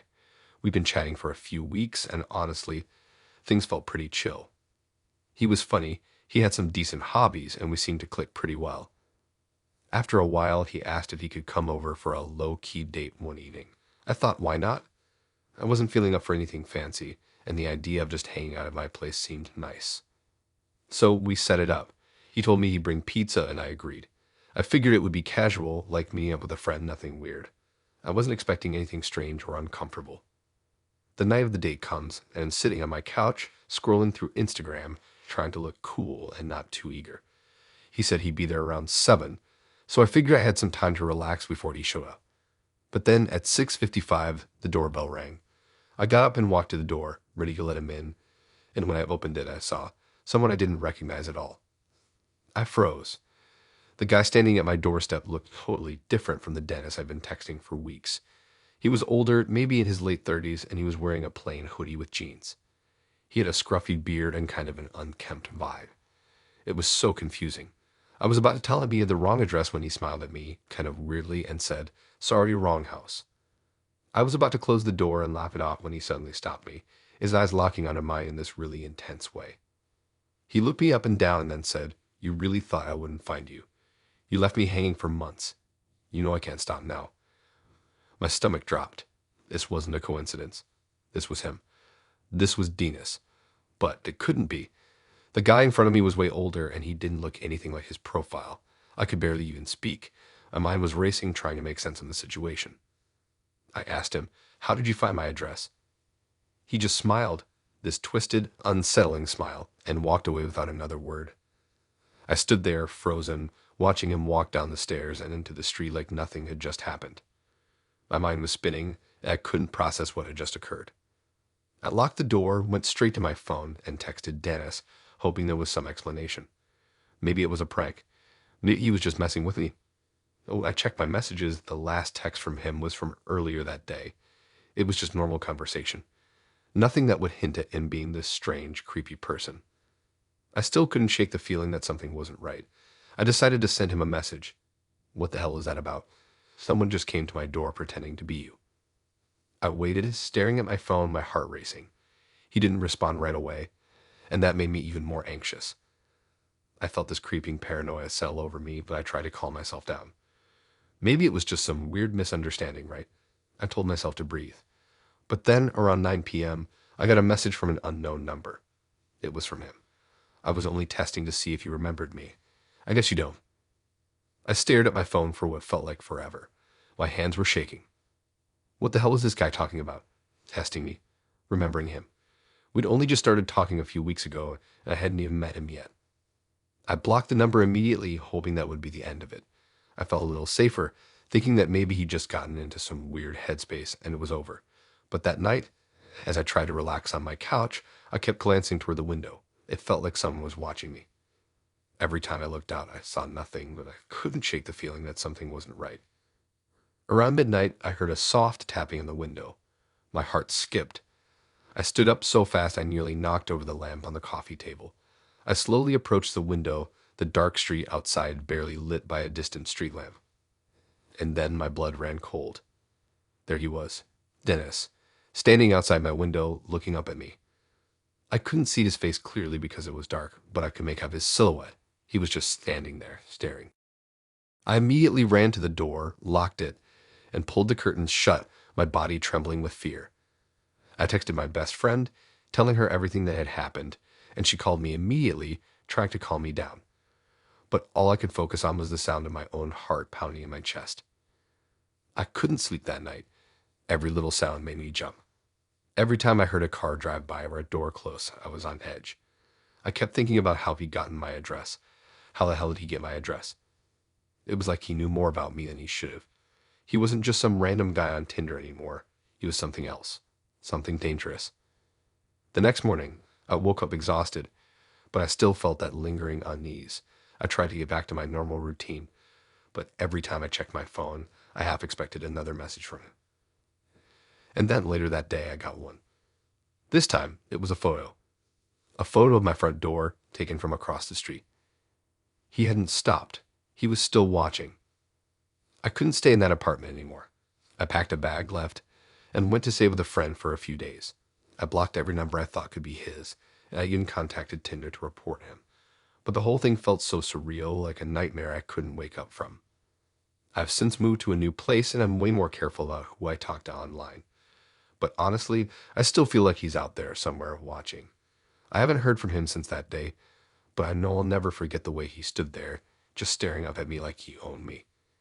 Like I was his next target. And the worst part, I'm not sure he's done with me yet.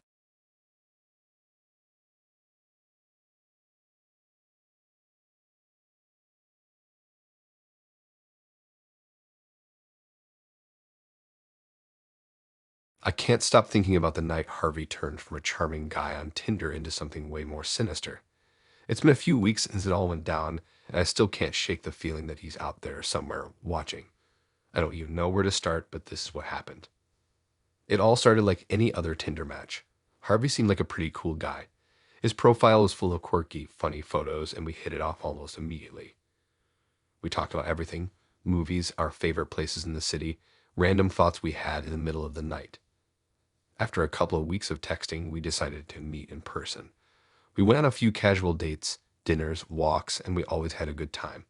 He was attentive, respectful, and I felt like I could trust him. I thought this might actually go somewhere. One night, after an amazing dinner at this new Italian place downtown, we were walking back to my apartment. It had been a great evening, and as we stood outside my building, I said goodbye, thinking it was time to call it a night. But then Harvey insisted on walking me to my door. I thought it was sweet, so I didn't argue. He didn't seem too pushy or anything, just caring. We reached my door, and I thanked him for the nice evening, feeling like I was starting to get attached.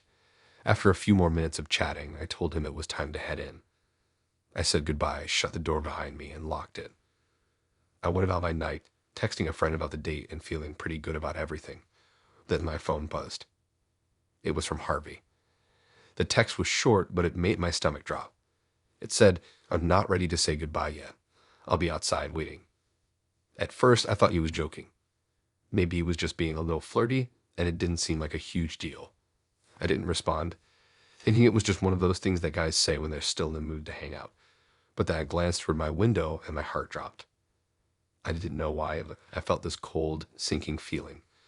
And there he was, Harvey's figure standing outside, barely visible in the dim streetlight, just standing there, completely still. I couldn't believe it. I stepped back from the window, trying to convince myself it was nothing. I didn't want to overreact. Maybe he was just waiting for me to come out and say something, or he was trying to be cute. But then hours passed, and I couldn't stop checking. Every time I looked, he was still there in the same spot, not moving an inch. It wasn't like he was pacing or doing anything normal. He was just standing in the dark, watching. I kept my lights off, not wanting to give him any kind of reaction, but inside I was freaking out. Time went on. It felt like it was getting later, but I didn't dare look at the clock. I couldn't make myself go back to the window, but every time I forced myself to check, he was still there. Around 2 a.m., I finally convinced myself to go to bed. But sleep didn't come. Every little noise outside made me jump. I kept my phone near me, and I still didn't respond to him. I told myself I'd deal with it in the morning. I wasn't sure if I was being paranoid or if I was just being a girl about it, but I couldn't shake the feeling that something was wrong. The next morning, I got up late and went to work like usual. I was trying to brush off everything that had happened the night before. It was probably just a weird thing, right? Maybe I had misinterpreted it, or he'd just gotten carried away. I didn't want to make it a bigger deal than it was. But then, as I walked into my office building, I saw him. Harvey was standing near the elevator, just casually chatting with a couple of people in the lobby. When he saw me, his face lit up, and he walked straight toward me like he'd been expecting me. He didn't look like he had just spent the entire night outside my window. He looked completely normal, like nothing was wrong. I felt this knot in my stomach, but I tried to remain calm. I didn't want to make a scene. But then he said something that made my blood run cold. He asked me why I hadn't let him in last night. I thought we were having a good time, he said, his tone light but with a strange edge. You said you liked spending time with me. Why didn't you invite me in when I was waiting outside? I would have loved to hang out some more. I froze, trying to piece together what he was saying. He couldn't possibly have known. He couldn't know that I had seen him standing outside my window all night like he was some kind of stalker. It hit me all at once. This man wasn't just being flirty. He wasn't being cute when he texted me that night. He wasn't respecting any boundaries at all. Harvey didn't get it. He thought he was entitled to my time, to my space, whatever he wanted. And I had just become the latest person in his cycle. I nodded, trying to mask my panic. I was tired. I just wanted to sleep. He didn't seem to care. He smiled, but I could tell his eyes weren't quite right. There was something behind that smile that made me want to run, but I forced myself to keep my composure. I knew I had to leave. I made some excuse about being late for a meeting and walked away quickly, trying to get to the elevator as fast as I could. I wanted to get out of there away from him. I didn't want to feel his presence behind me. The rest of the day passed in a blur. I tried to focus on work, but I couldn't shake the feeling that he was still watching me. I went home that night, locking every door and window. I didn't feel safe in my own apartment anymore. I kept thinking about how easily he had just walked into my life, how easily he had crossed every line without even realizing it. Since that day, I haven't heard from Harvey, but I still don't feel safe. I keep looking over my shoulder every time I walk anywhere. I double-check my locks at night, and I even made sure to report everything to my building security. The worst part is I still don't know what he was capable of. He was always so nice, so friendly, but I never realized how deep his obsession went.